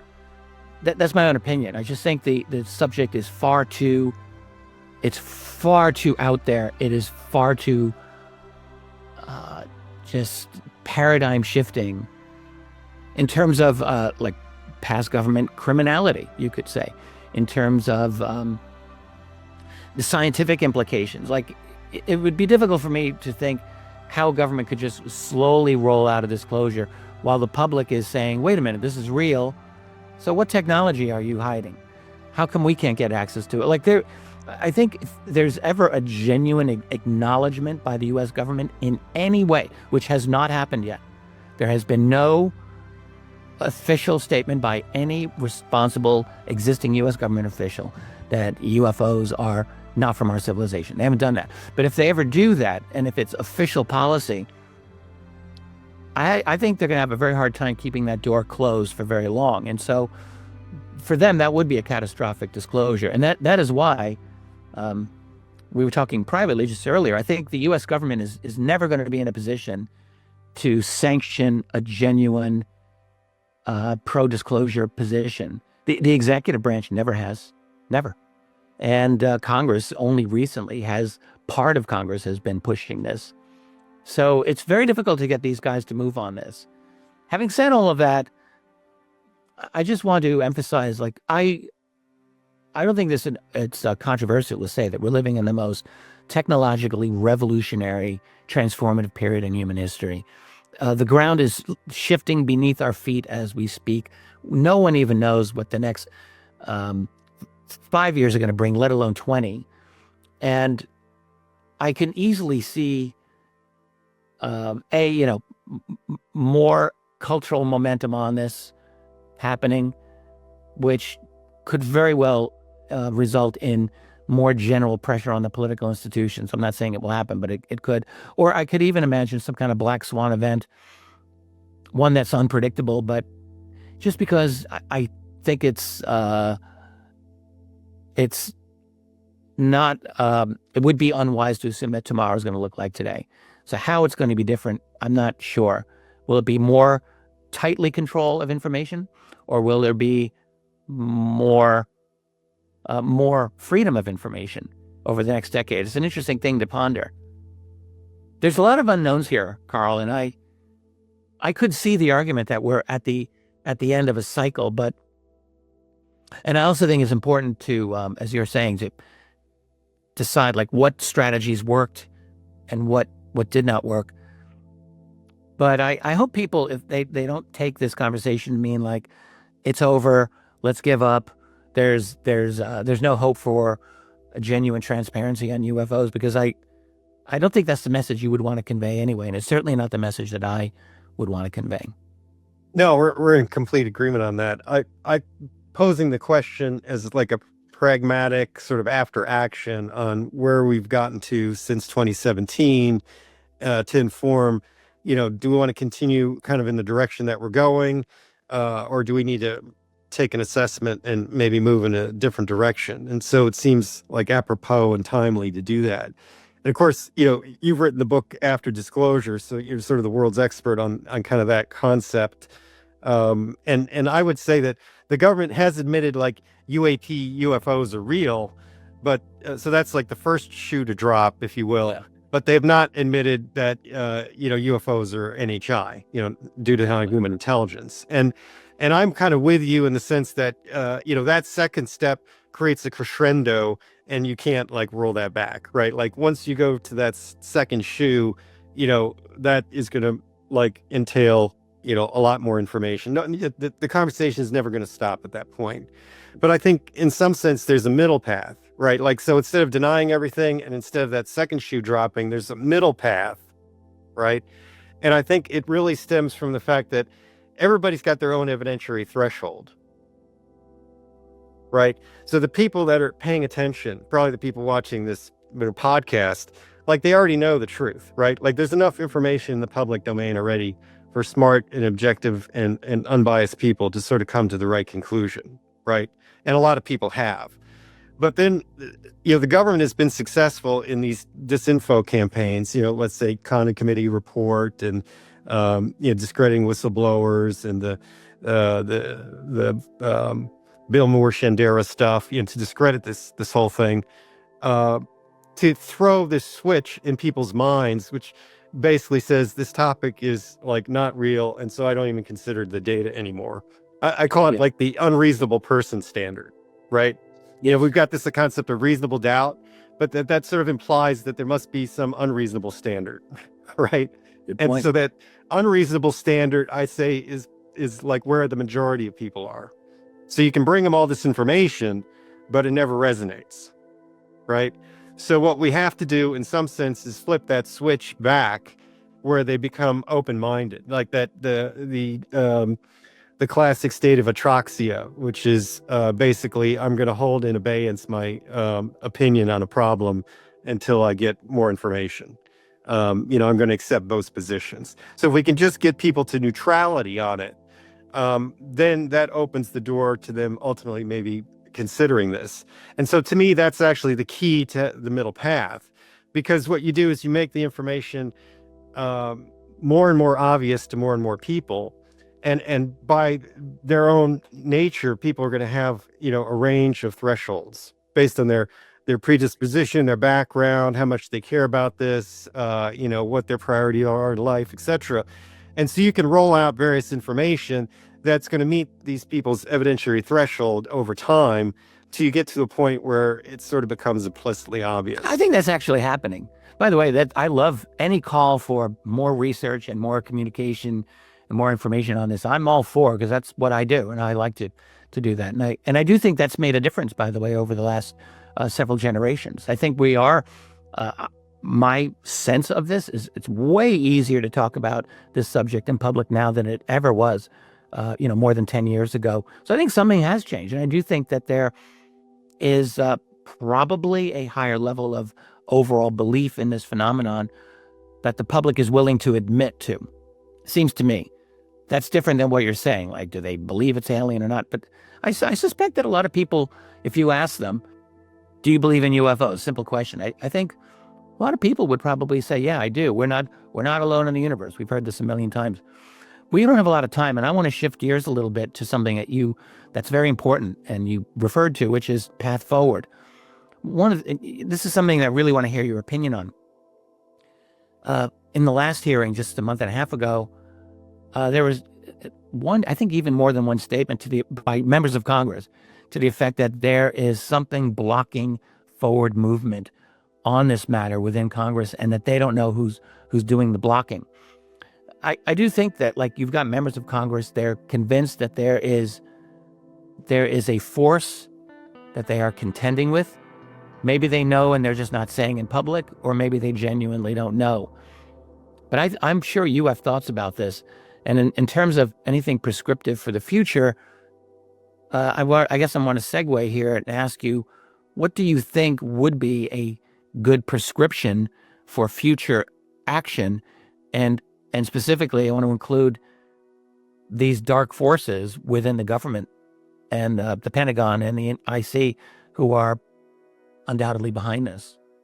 Yeah, no, that's a good question. I was on a panel with Diana Polsolka at a conference that Peter Thiel had hosted last year called Hereticon, talking about heretical concepts. And it was funny because probably pretty much everybody thought they were heretical, but they're pretty much all kind of in the same zone on almost every topic. So it's pretty funny.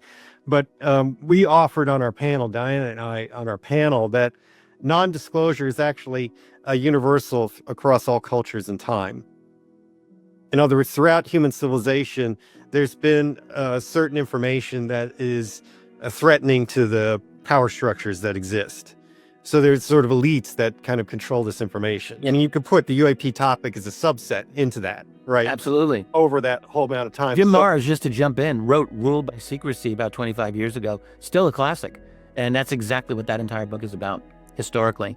Yeah. Anyway, right. go on. So what we're talking about is like changing that paradigm, right? On probably one of the most central issues that would be in that non-disclosure job jar, right? So, like what we're talking about here is not just sort of a priority or important or historic, it's transformative, it gets to the level of biblical in the sense that the world is different after the event, and just you can remove the religious overtone, but like a biblical event, changes the world.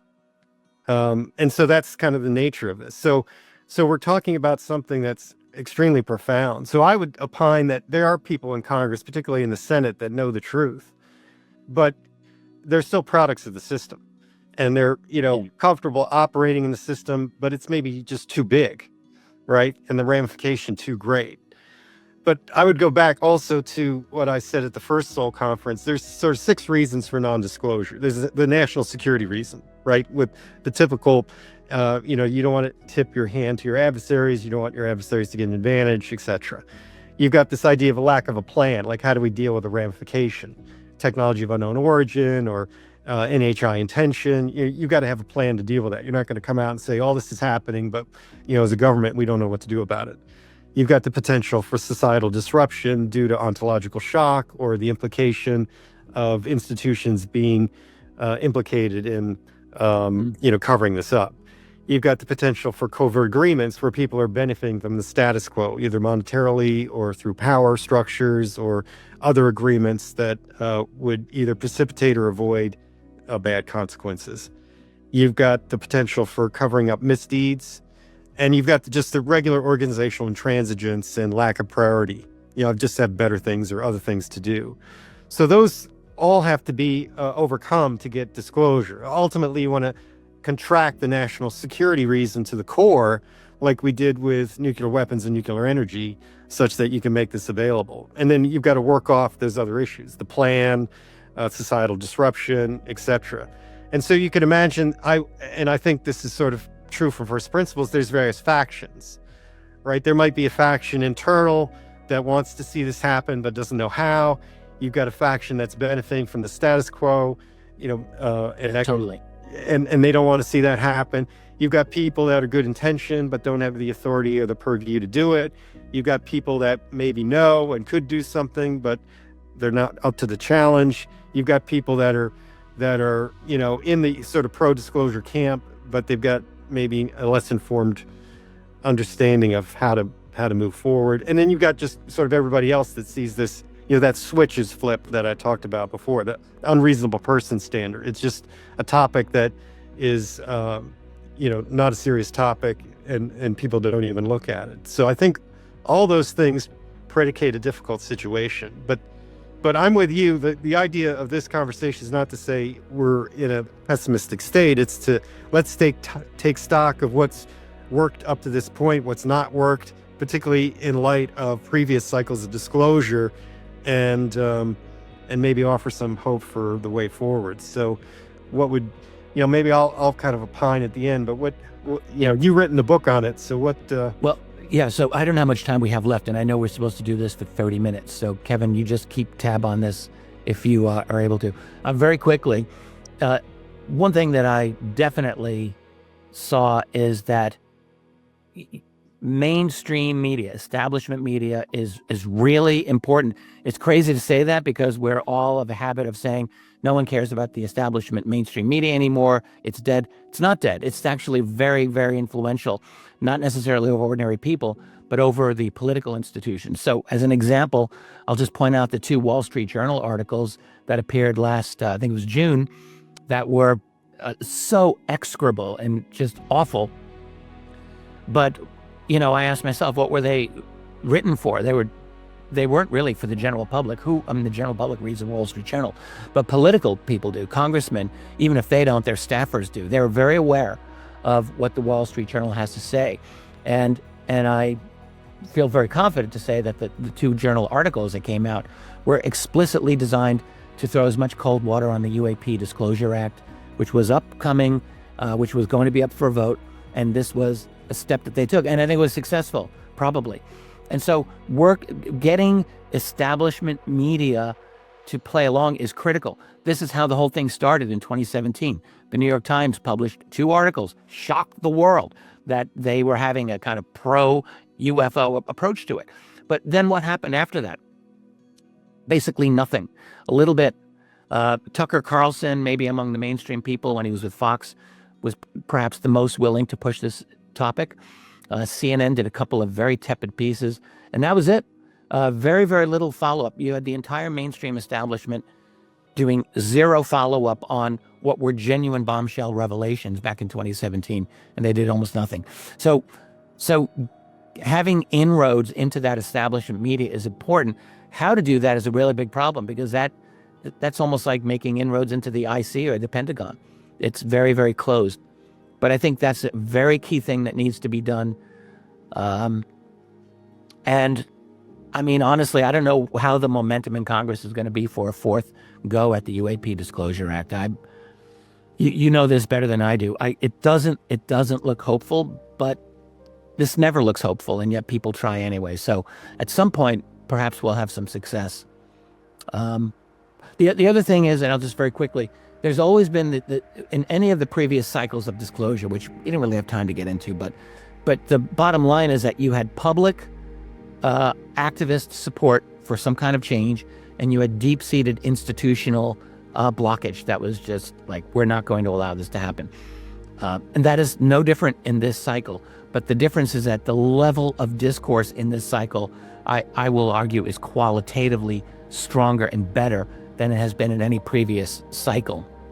And so that, I think, is the big difference. And too much information has been out there for it to be ridiculed to the same extent it was before this cycle began. So that's a real positive thing, I would say. Yeah, I would agree with that. I think more people's, sort of unreasonable standard switch has been switched to the middle or to off in some sense, right? So I agree with that. I think too, the Dan Farah documentary, Age of Disclosure, that's coming out, where very prominent people in and out of the administration and out of government are coming forward, is going to precipitate additional conversations, undoubtedly, with Secretary of State Marco Rubio in the film.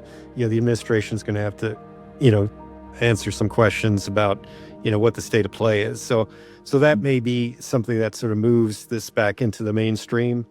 I think there needs to be more of a grassroots political activism on this. In fact, we some idea, and you allude to this sort of a coalition, getting all these different groups and factions to work together is sort of a key part of this. And a number of the UAP researcher groups did get together to sponsor this UAPDA petition. And, I'd invite people to kind of look into that. That's petition's still active, UAPDA.org. Idea. And so that would essentially document the will of the people, even though, this legislative cycle has ended. Delivering that petition with significant signatures demonstrates this will of the people, which maybe feeds this next phase of grassroots activism, but also perhaps more organized political activism, where we're getting people in Congress through the midterm election and subsequent outterm elections that actually are for government transparency, have some insight into this topic, and maybe ultimately move into leadership and advance this from the Congress end. So you've got, two-pronged approach, maybe political activism in Congress and influence of the administration more directly. You actually alluded to something else, which I think is a significant factor, and that's money. You mentioned Peter Thiel organizing a conference on this, or not necessarily specifically on UFOs, but there's a lot of a UFO bent to that. And that's the case with a more broadly case. There's more money seemingly interested in this. And I asked myself why. I suspect, I'd like to know your opinion on this, because I think this will be a factor moving forward. It's worth asking to what extent the current disclosure movement since 2017 is influenced by money and the desire. And I can imagine people involved in defense, for example, for years and years, knowing that there is actually a lot of truth to the reality of UAP technology, but they haven't been able to say anything about it.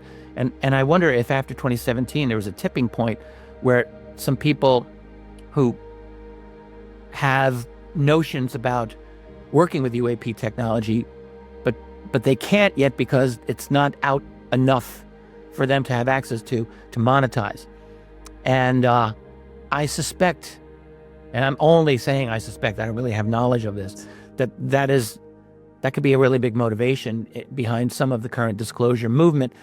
And some people would say, well, their motives aren't pure or whatever, but these are human beings, and human beings are motivated by wanting to make money. And so if there's genuine money opportunities in UAP tech, that is another angle moving forward that's inevitably going to raise its head and be a factor. Yeah, capitalism is probably the best structure to do this, except that because of historical happenstance, if the security enclave were to be lifted, certain parties might have an inequitable or unequitable advantage, right? Just because of historical precedent, right? Absolutely. And so then you're going to have sort of legal issues, right? So that's sort of limiting. And even if you could resolve those legal issues, which I'm sure can be resolved, you can't just all of a sudden lift the security enclave and hope for the best as people introduce technology of unknown ramification into the market, right? Commodities could go to zero value, the basis of wealth could shift. So, that actually was part of the reason for the eminent domain clause that people don't really recognize. It's not that the government is going to take private property. What the government was essentially saying was, this material, there's no precedent for private ownership of this material. So the government is going to manage that process and to develop, a bigger brain trust to look at it and then to determine what the ramifications are, make faster progress, hopefully, and then move into a regulated environment where this stuff could be reintroduced into the streams of commerce as a step, ultimately, maybe getting to the free market.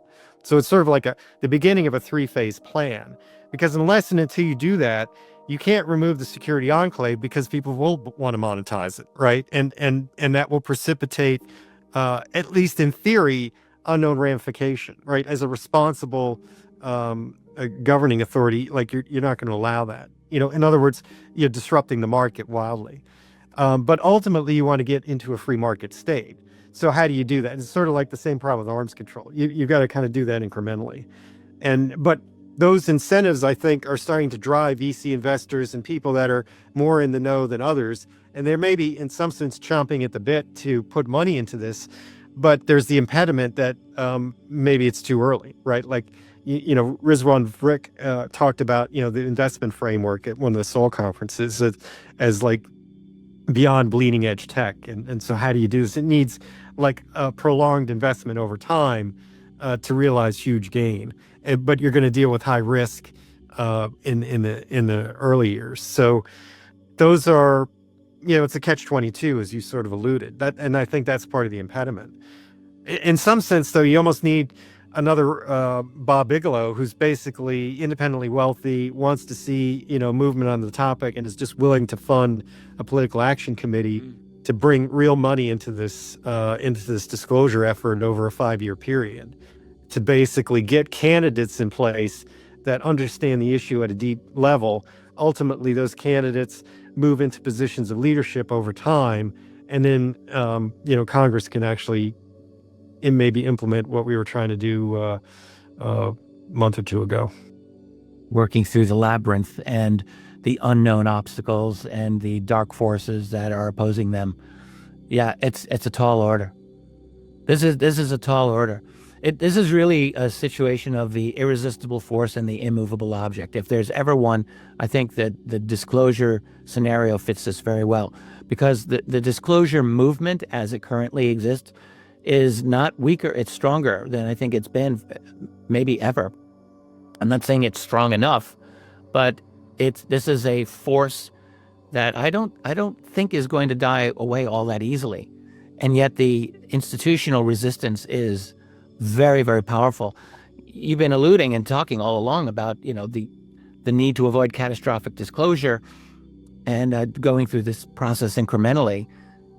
I mean, I sometimes wonder whether that's really even possible. I don't know that that's actually a possible goal, although I can understand wanting to do it. The whole point is we don't we often think, well, we need a revolution. We need, just top to bottom change, transform the whole thing.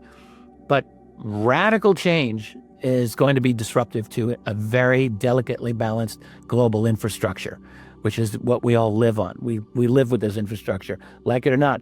This isn't the days of, dusting off the guillotine, doing the French Revolution, and chopping off the heads. Like, that's not going to change anything. We have a very finely balanced machine, and disclosure is actually a disruptor to that machine. So that's a problem. But the only thing that I keep wondering is it really going to be possible to do this incrementally? I just keep having this feeling, and it's all that it is, that we're going to see some kind of black swan event, something that you and I and no one else is able to predict, and that's going to change this debate somehow. Maybe that won't be the case, but again, we live in such dramatically tumultuous times. I just think it would be silly for me not to consider that as possible. So all the best laid plans of mice and men oft go awry. Isn't that what Robert Burns wrote? Yeah. We plan and plan and plan, and then boom, something totally different happens. Yeah. I would say, just to kind of end on this one point, and I kind of agree with that. I would say the status quo is not going in a good place, and potentially, which is basically not, being reactive or the government not doing anything. And catastrophic disclosure is maybe not a good place. And there are a lot of ways to do it, wrong. And so maybe a black swan event will form that middle path. And we can hope maybe that happens. And then we won't have to make a decision because it'll be made for us. Well, we've got to make ourselves ready for opportunity, right? Right. So anyway, I appreciate this dialogue. This has been great. Did we go over our 30 minutes, Kevin? No, we're good. If either of you have packed it in, a final comment, if not, then we'll just go ahead and wrap this up. And I think, this has been a really very good back and forth discussion here about, where we're at in this current cycle, whether it's ending, whether it's going to extend, whether it has legs, to continue on. But I think it's sort of instructive to also think of, the UFO, UAP disclosure movement and sort of liken it to the civil rights movement where, once it really sort of, formed, it took about 10 years between that and the culmination of it with the Civil Rights Act. And I really think that we're in a sort of a situation where, the circumstances are very similar to that. Whether you want to say that the, current movement started in December 2017, or if it really sort of started in, July of 2023 with the Grush testimony and the introduction of the UAP Disclosure Act, till now, we can debate about how many years we're into that, relative 10-year cycle. But I think it's instructive to also think of it in that terms that, we're somewhere towards the middle or end of that 10-year cycle. So it's also important to sort of think about it in that historical context. Yeah, I think that's a great frame. Great frame. Agreed. Any final comments? I'll go first, and Karl, you can have the last word. I enjoyed having this conversation. It's challenging. It's a challenging conversation because, predicting the future or even seeing the present time in historical context is not always easy to do.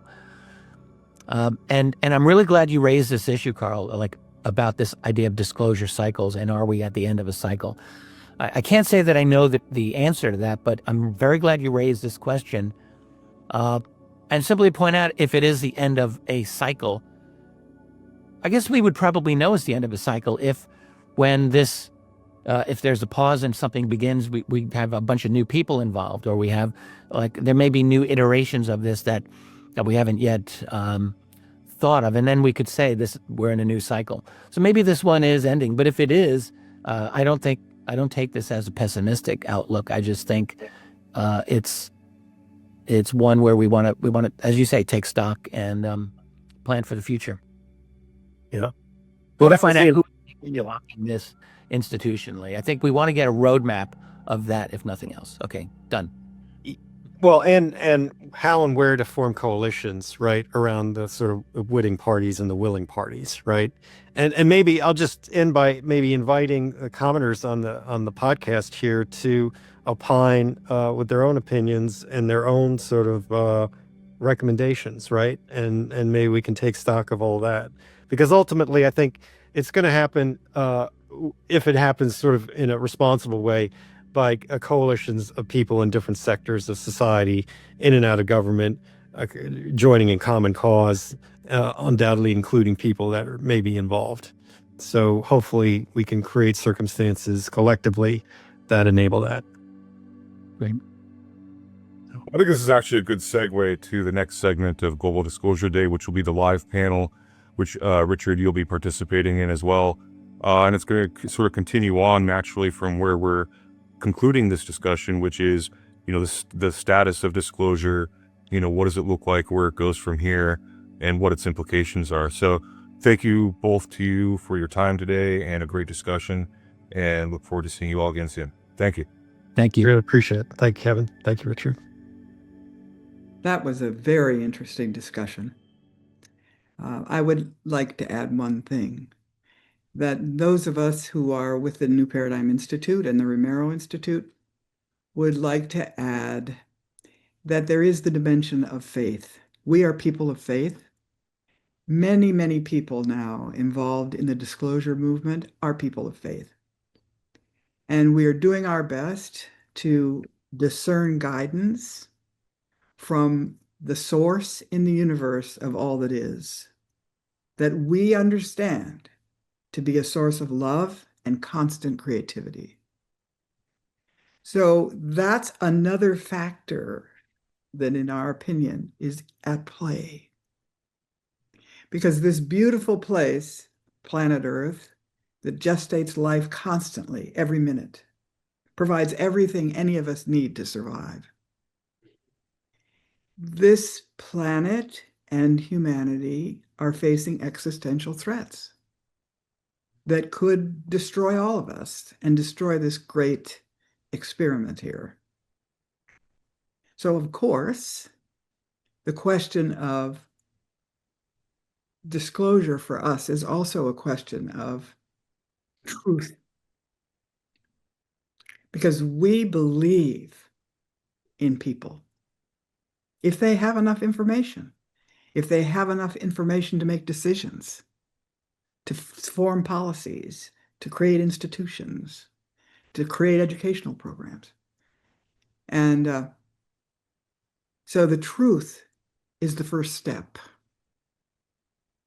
because disclosure could help us bypass, avoid, move above, go beyond the existential threats that we face today. I'm happy to introduce Jim Garrison, who is going to moderate the panel. Hi, Jim. Who's going to moderate the panel of experts that are here to talk about how this issue relates to what their constituencies are concerned about, or what they know in terms of their knowledge about it. And Jim is a person with tremendous experience as a global convener. He's perfect to lead this discussion, and he will explain to you who the people are and what's going to happen. Thank you so much for being here.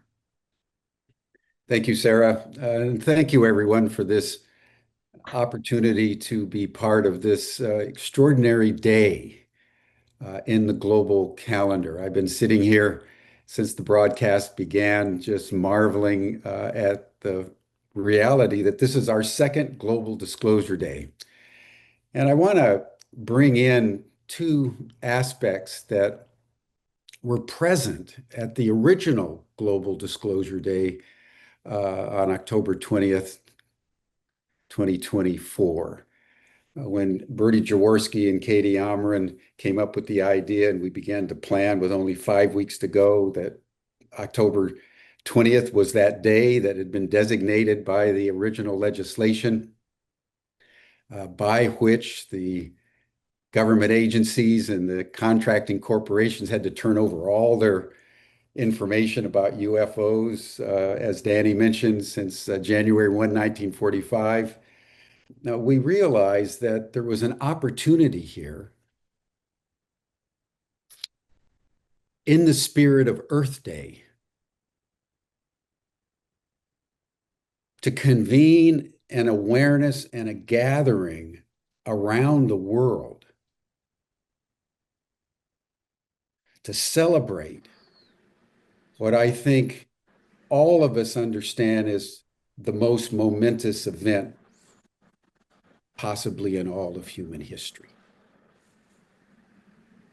The awareness that we are not alone.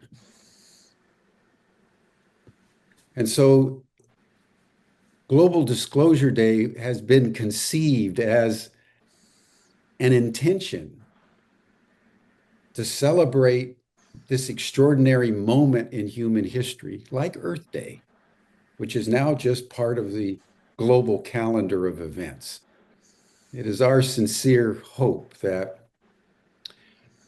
Global Disclosure Day will become one of those commemorations each year that all of humanity embraces. And while Earth Day was about our relationship to the Earth, Global Disclosure Day is about our relationship to the cosmos. And I think this leads to the second impulse, which I want to bring in because I think the formation of the Citizens for Disclosure groups was really the first time in this historical momentum of disclosure where citizen activism, pressing for disclosure, was initiated and took shape. I think that that is probably the most important single ingredient in the disclosure process. This is way more than just the government, my friends, as important as the government thinks it is, and in fact is in many ways.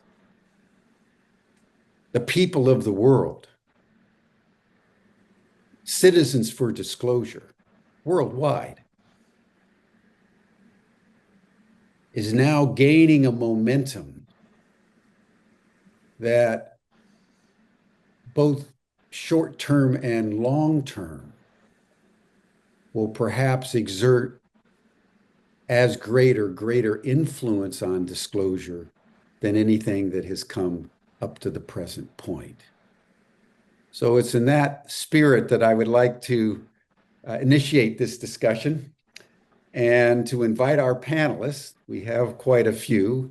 We'd like to invite first Congressional Representative Mr. Burlison, who's been very active in the UAP disclosure movement in the U.S. Congress, and in fact chairs the task force that's designed for carrying this forward. Ross Coulthart, easily the premier journalist in the world from Australia, dealing with matters of unidentified anomalous phenomena and disclosure politics, not only in the United States, but globally.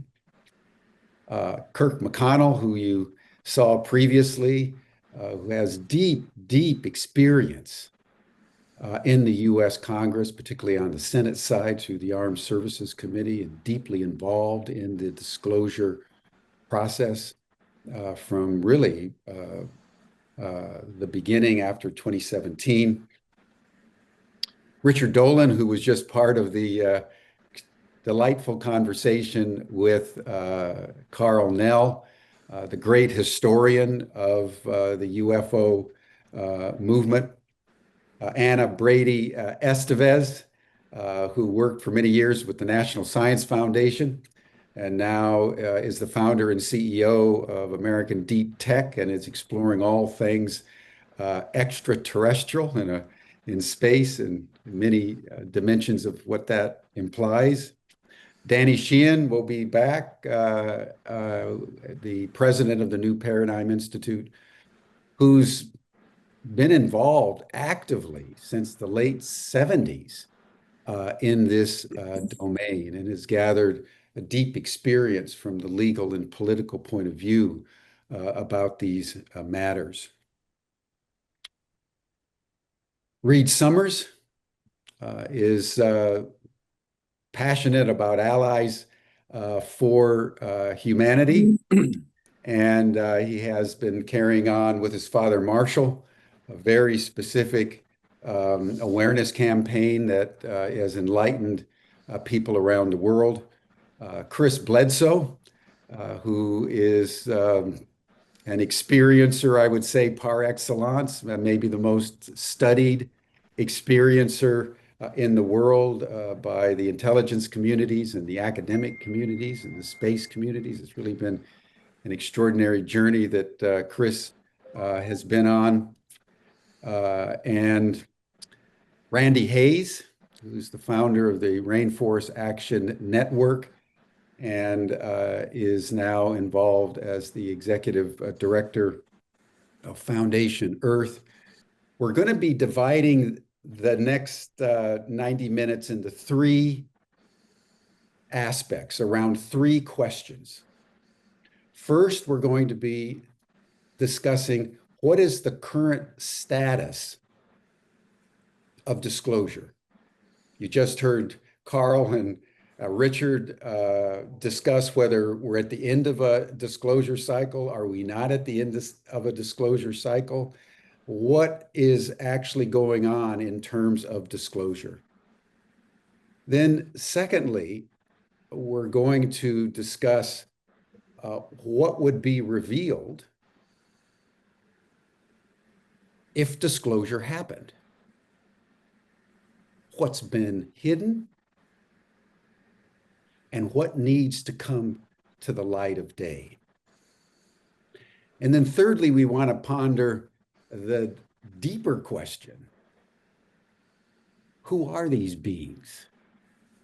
What's actually going on here as humanity comes into contact with technologically advanced non-human intelligences in an incontrovertible way, around which, as Karl Nell put it the most concisely, there's zero doubt. So let's begin with Eric Burlison on the question of where we're at in terms of disclosure. Congressman, we're delighted that you're with us today. And why don't you start off, and then we're going to have Kirk McConnell comment, and then Danny Sheehan, and then we'll open it up for about 30 minutes or so, and then we'll segue to the next question, and then we'll evolve our way toward the closure. So Eric Burlison, give us an update from the U.S. Congress as to the current state of disclosure. Thank you, everybody. And it's good to see so many friendly faces and people that I've come to know over the last couple of years in this journey down the rabbit hole, if you will. I really felt that it's my job to take this seriously, particularly when we had pilots and other people that were consistently coming forward and expressing concerns. And so to me, I feel like what was lacking is a serious investigation or a serious attempt to actually get to the bottom of it. And so that's kind of what my approach has been. Been heads down on it for the last year or so. And particularly after I saw the first, or was part of the first hearing with David Grush, I became aware, just from the private sector coming in to, the way Congress works, became just frustrated with the focus and attention of the people the staff that we were relying on, particularly staff that were, in some cases, we would be in meetings and they would giggle and walk out of the room when this topic would come up. And so, it's unfortunate, but became abundantly clear to me that we needed to have staff that A, understood the intelligence community and how to navigate that system, and then B, that actually wanted to, felt the same desire and wanted to get to the bottom of this that I do, and that others on the committee do as well. And so that's why I had pushed for David Grush, for someone that like him to be hired. The committee did not accept, the committee staff did not accept that. So I basically bent over backwards to try to figure out how to navigate a way in which to bring him onto my team, and so that we could at least have some level of senior consulting as we investigate this topic. And he has been a tremendous asset to me and everybody else on the committee. And so because he was not hired by the committee staff and hired by me, he has to consult me. He's not allowed to be basically an extra employee for the committee. So that's how we've kind of had to navigate that, but I think it's been very productive. I felt like in our journey, where we're at is we had the last hearing. I think that most of the people that are going to come forward have come forward at this point. We've shaken the tree, brought forward a lot of the people that are willing to talk, and I think it's abundantly clear, and I said this in the hearing, that it's now time for action. So, which is why I aggressively was pursuing trying to get the UAP, the UAP Disclosure Act onto the National Defense Authorization Act. Unfortunately, and the reason why I was angry at that hearing,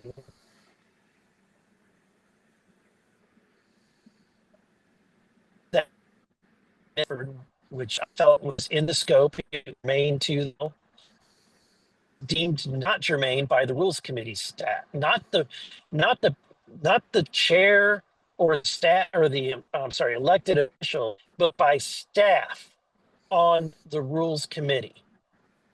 It goes to the Senate, and because the staff and the Senate don't really want it to be on, it's not a priority, despite the fact that Senator Rounds wanted that to be on, and they did not allow him to get that on.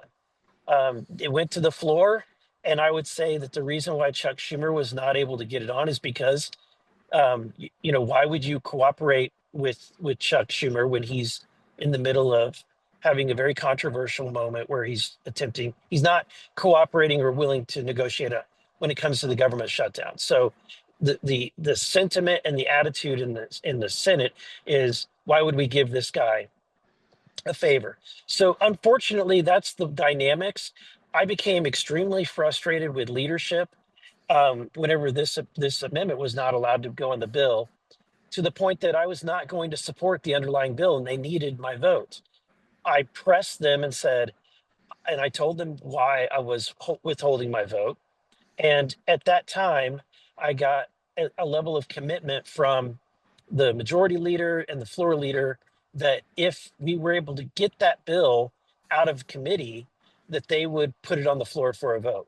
To which I think, if it does come to the floor for a vote, I think it passes, because this is something that has been, as it has been mentioned many times, is bipartisan in nature.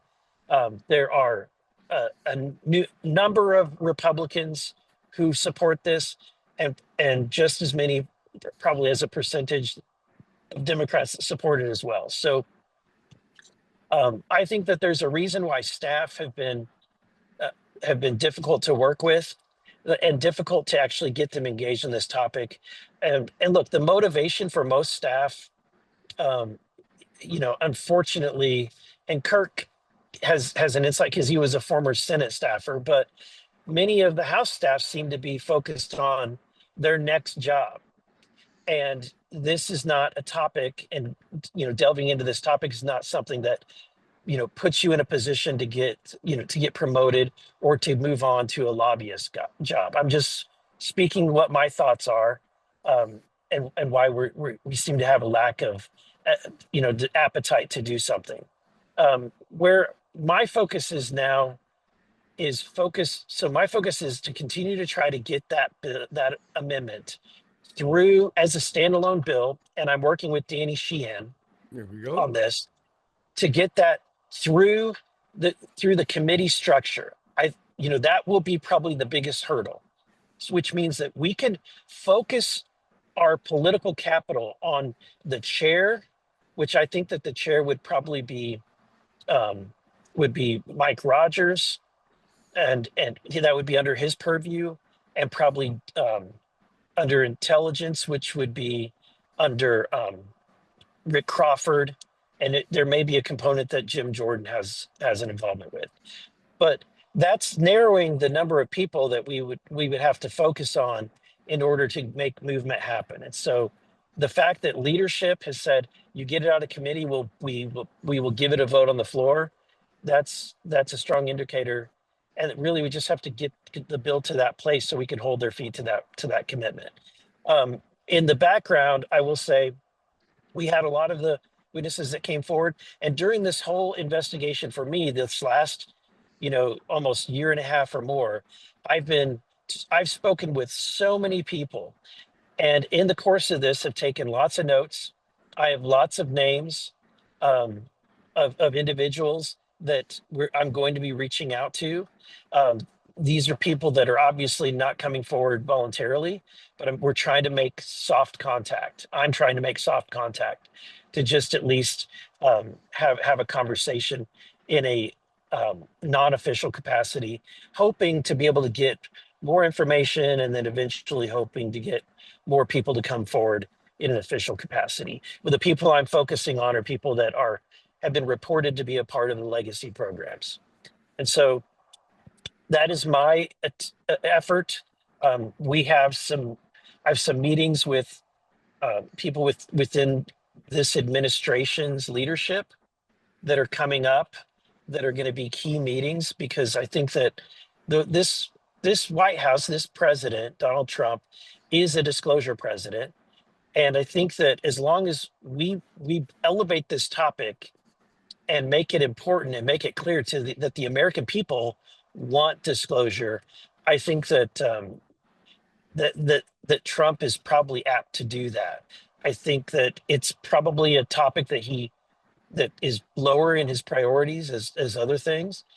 So our job is just to make it a top priority for the president.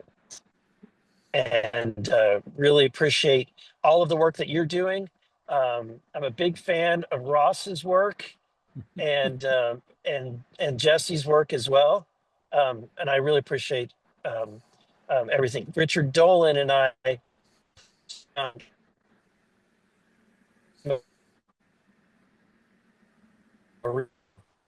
so it's always good to hear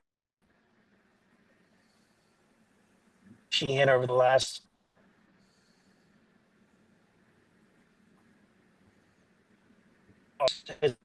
asset to me, has come to my office patiently and counseled me multiple times.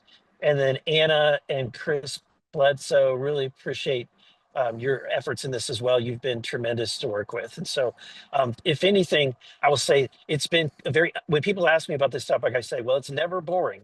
It's never boring. But I will say the other aspect of this is that, look, people ask me all the time, do you like your job? Do you like being a member of Congress? And I'll be honest, the first couple of years were pretty miserable. It is not the glamorous job people think that it is. I travel 20 hours a week just to get there and back home and sleep in my office. And so a lot of times it's very frustrating because you can't get a whole lot done. But it has been this journey that when people ask me, do you enjoy it?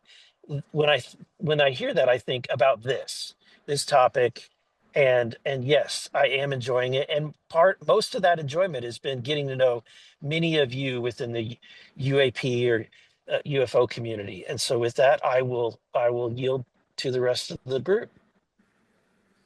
Thank you, Congressman. It's so delightful to hear what you're saying and to know that we have a real ally with you in Congress. So thank you so much.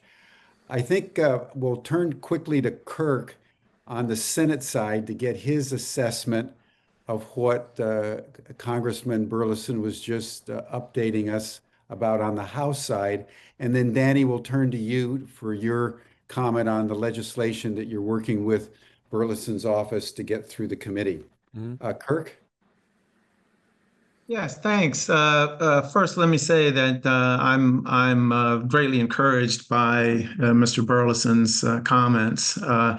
He's a politician. He has a way better sense of having his finger on the pulse of the Congress and the nation than I do. I will also say that I respectfully don't agree with my friend Karl Nell.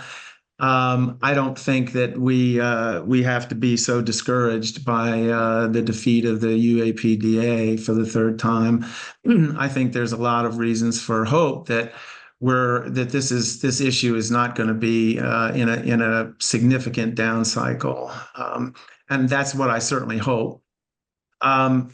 As we've seen from Mr. Burlison, there is certainly a lot of energy in the House among members of the Oversight Committee, and that in itself is encouraging. I hope that that what I'm about to say is not true, but I think it might be, and I definitely feel that this is maybe the case in the Senate. That maybe we have a problem that there's not been quite enough of what members in the Senate would say are firsthand sources with direct involvement in the legacy program. If looking back on history, my sense is that Congress undertakes these really historically important investigations when it is broadly clear that there's there that and they know kind of what the outcome is at least in its broad strokes. You think about Watergate, the Church Pike committees, Iran-Contra. All of these are examples where Congress was finally moved to not take no for an answer and to just go full speed and full depth into exhaustive investigations when they knew that it had to be done and that there was a pony at the end. There was something very significant at the end of the process. So I have been getting this feedback as well from folks I worked with in the Senate that there needs to be more firsthand witnesses. And how do you encourage that? I think we also hear that there's quite a number of other people out there that could come forward. Their concern, though, is, as we've seen, they feel that there's not, by any means, sufficient whistleblower protections, and that despite the existence of protections in the law on paper, that really doesn't get at the problem. And that they're fearful of losing their careers, their security clearances, which translates into their careers, and that they're going to suffer immense legal expenses and perhaps legal jeopardy. So I think whistleblower protection is extremely important. That said, it's really hard to get whistleblower protections passed in Congress. And so you have a kind of catch-22 and I think that's the kind of problem that needs to be overcome incrementally.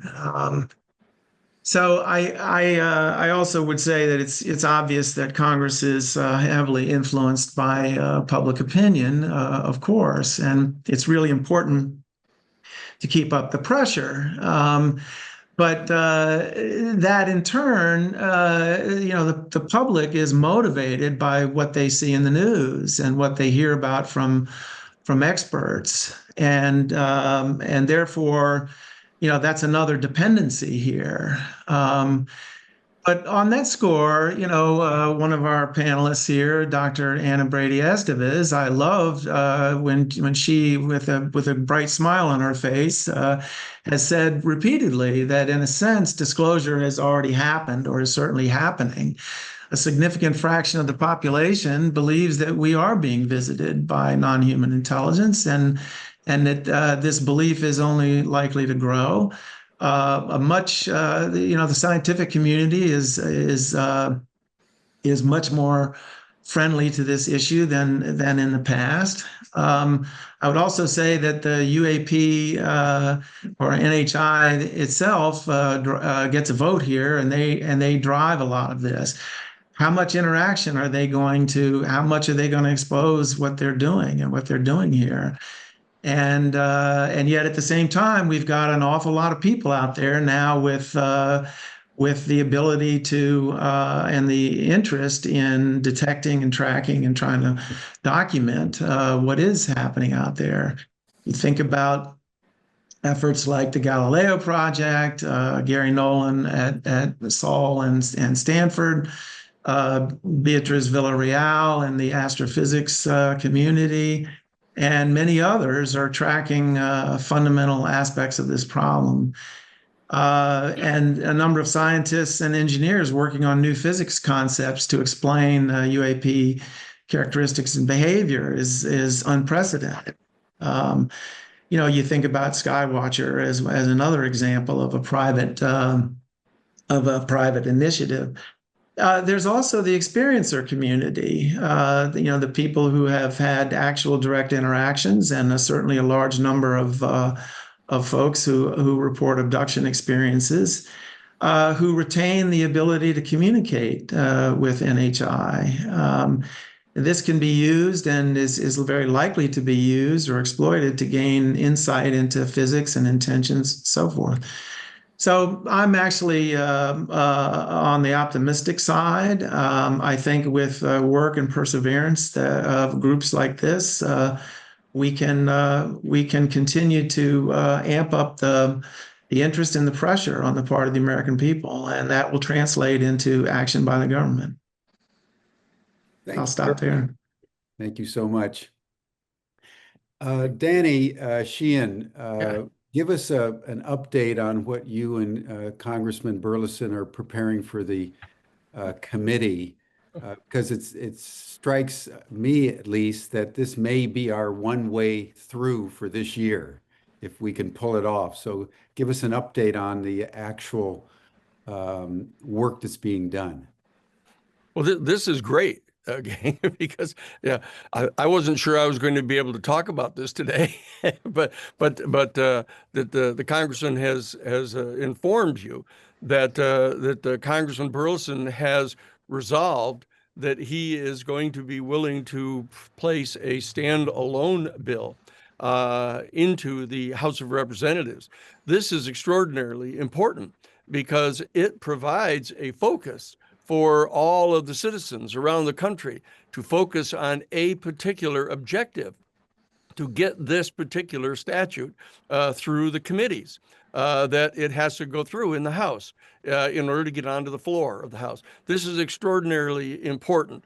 That's the first thing that I want to chat about a bit. The second thing I want to point out in response to what Kirk, what you've been saying, is that the reality is that our institute, the Romero Institute, that is the sponsor for the New Paradigm Institute, was directly involved in both the Watergate exposures and the Iran-Contra exposures. The fact is that you're talking about wanting to make sure that there was a there there, that the Congress was reluctant to move until it knew that there was a there there. The there there that got put forth in the Watergate case, of course, was the testimony of James McCord. James McCord was one of the Watergate burglars who provided the letter to Judge Sirica, laying out in detail the names of all the people involved and how it led directly to the president at that time. That's what triggered the whole kind of downslide, which of course was then assisted by the access to the Watergate tapes. And it turns out that I was actually in the law firm of F. Lee Bailey that represented James McCord, that actually helped get him to write the letter to Judge Sirica to force Congress to have to come to grips with the fact that there is a there there. Now, the same thing is true with the Iran-Contra case. In the Iran-Contra case, the Congress, in both the Senate and the House, were doing everything in the world they could to try to avoid coming to grips with the fact that everybody in town knew that the Reagan-Bush administration were supplying military equipment to the Contras in complete violation of the Dolan Amendment. but it was our institute that in fact got the witnesses and started to assemble them and bring them under oath in a major lawsuit under the Federal Criminal Racketeering Act to confront Congress with the fact that this was true. And we, in fact, met with members of the House, met with Tip O'Neill directly, personally, and then met with the people over on the Senate side to get a special select committee appointed, which was headed up by John Kerry. Okay, and started delivering all of that information, hand delivering that information to Jack Blum, who was his major investigator, to the point where they couldn't avoid it anymore. Okay, that's what we have to do here. And Kirk is giving us that advice directly as a 24-year senior staff member in the House Armed Services Committee, saying, look, this is the kind of thing that you need to do. And we know, for example, that Jay Stratton, who was the head of the Advanced Weapons Special Access Program in the United States Pentagon, has in fact now publicly stated in a documentary that is getting ready to be released. The documentary that Dan Hara has produced called Age of Disclosure, Jay Stratton there says directly that he has personally been in the presence of an acknowledged non-human origin extraterrestrial spacecraft, and the beings, the non-human beings that were recovered from a spacecraft. He has said that now, okay? And the United States Senate now knows that he's going to say that. And so that what we've got to do is get the United States Senate or the House of Representatives under Congressman Burlison in that task force of the House Oversight Committee to get Jay Stratton to come in under oath and make that statement directly to Congress. And we have the bill that Congressman Burlison is going to be introducing. We've been asked directly, our New Paradigm Institute, to work on the actual content of that bill. So we are extremely close now to having a coalescence of major factual information and procedural standing to get something to happen here. So that I think that we all have to agree with Richard Dolan and with Kirk that there is a lot of reason to be optimistic now, not to be compelled by Karl Nell to think that, oh, the cycle is over and it's going to take another decade to go. And now, finally, in my opening statement, I just want to say this to the panel. I say, let's remember who Karl Nell is. I mean, Karl Nell has just come in front of you and told you a series of extraordinarily interesting concessions. He keeps on saying over and over again that the best informed people, even the people watching this, the almost 500 people that are watching this, they know what the truth is.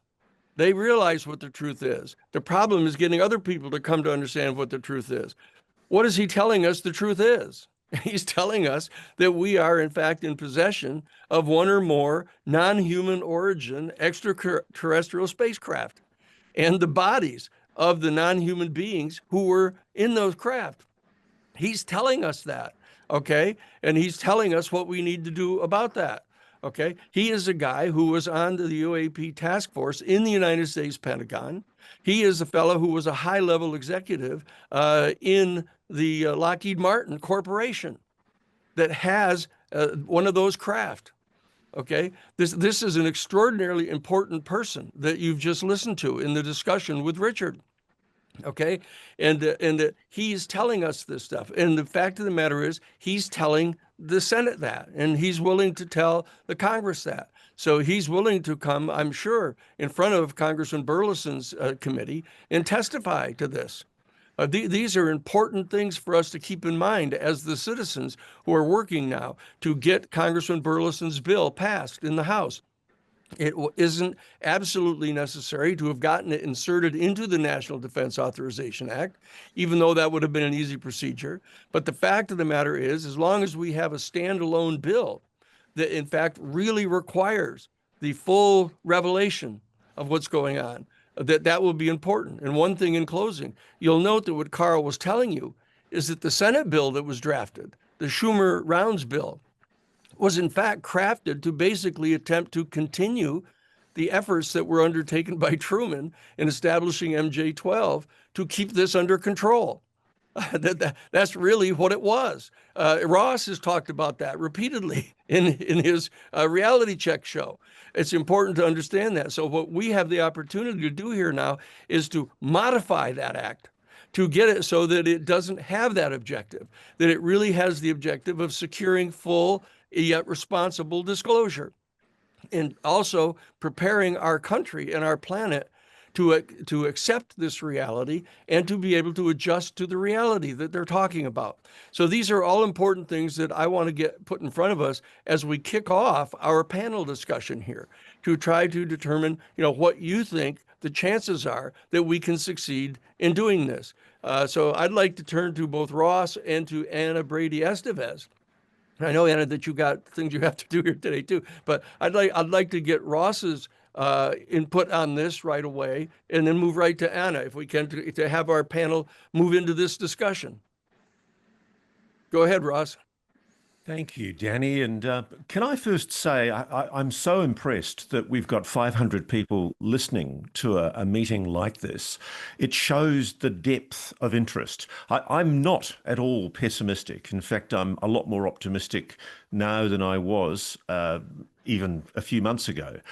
I do feel that the failure of the UAPDA to pass in the defence bill was almost inevitable. There are clearly people in the Senate, and I think one of the most disturbing aspects of Colonel Karl Nell's address to us earlier was the fact that he's acknowledging, there are key people in the Senate, key political representatives in the Senate who are aware of the legacy program, but who are presumably colluding in continuing to try to cover it up, even though there isn't the proper accountability to Congress.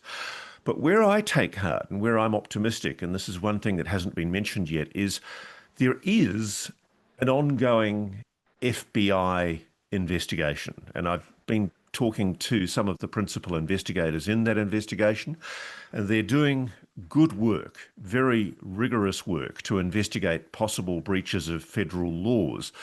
I'm aware also of the interest, not only of Kash Patel's FBI, but also of Tulsi Gabbard at DNI, Director of National Intelligence. It's very important that we have the National Intelligence czar on side. And I'm cautiously optimistic that arms of executive government, including the Trump administration, the White House itself, are taking a much more active interest in this subject than is being publicly disclosed. I do think President Trump wants to be a disclosure president. And the one question, this is also something else that hasn't been mentioned yet, although I noted Kirk acknowledged that it's an issue what the NHI are thinking and what they're doing. The one thing that I'm cognizant of, and I think we should take seriously, and it's still a question mark in my mind, is agreements. When I interviewed David Grush, he couldn't talk in detail because of the limitations of his DOPSA, his Defence Office Pre-Publication Security Review, but he did acknowledge the existence of agreements, some kind of undertaking between representatives of planet Earth, humans, and non-human intelligence, a mind-blowing concept. But is there, and this is a residual question in my mind, is there some kind of an agreement that is restraining executive government from telling the public the truth? I sincerely hope that's not the case. But in terms of broad feedback, Danny and everyone, I'm cautiously optimistic. I know there's a lot going on.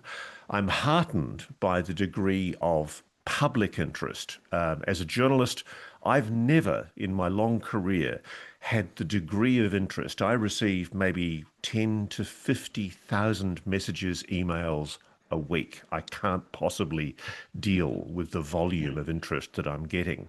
News Nation, the network that I work with, have very kindly supported the work that I'm doing because they recognize, frankly, that there's a huge audience.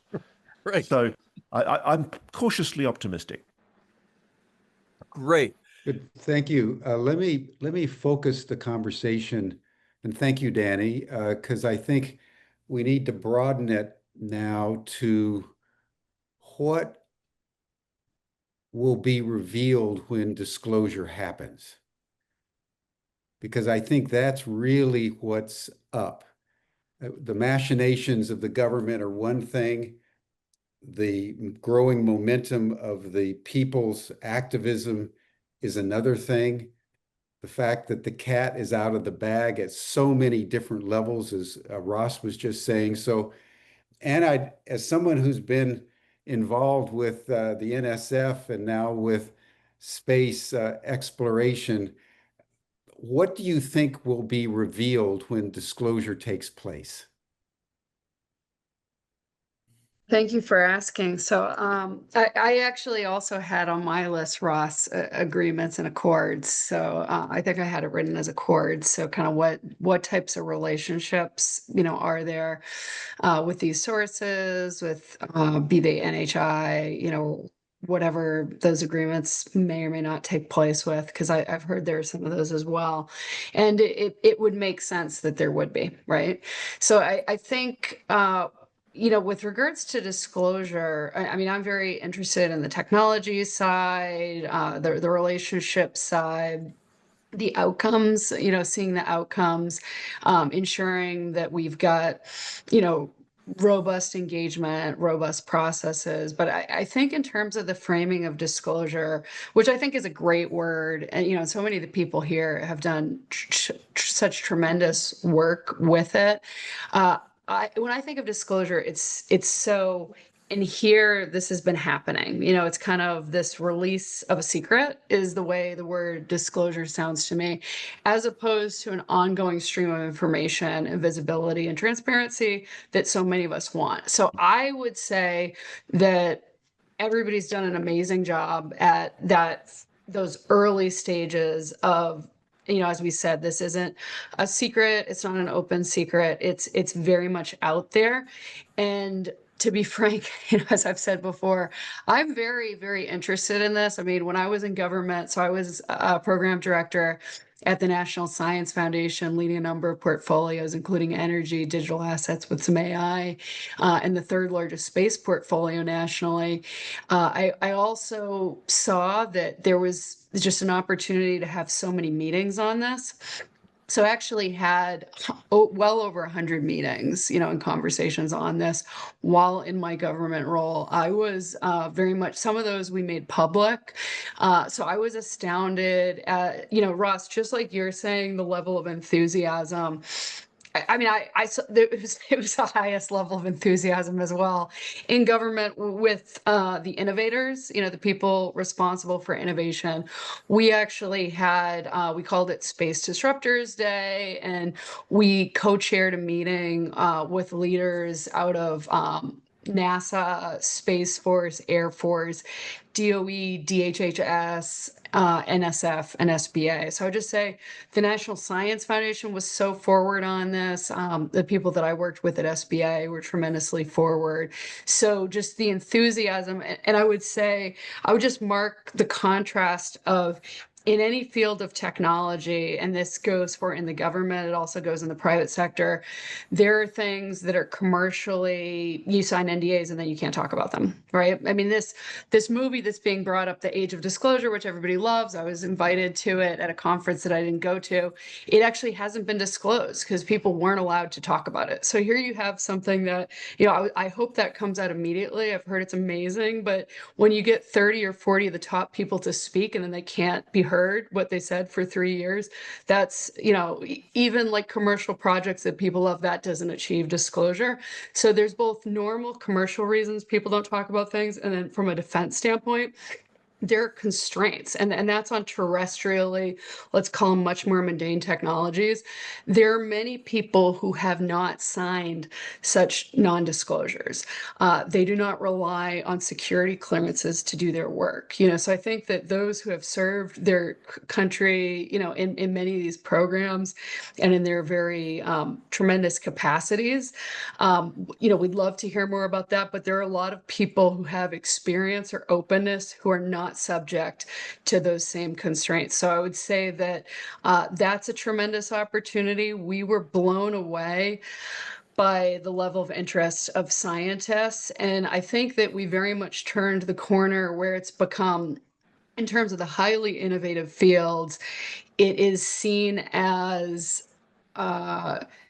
it would be an awkward behavior to try to pretend you know something where there's opportunity for the unknown. So people are trending that it's actually safer to be open-minded as opposed to, state you're closed-minded on something that, how would one ever assert that there's not life off planet? I mean, there's life everywhere we look here.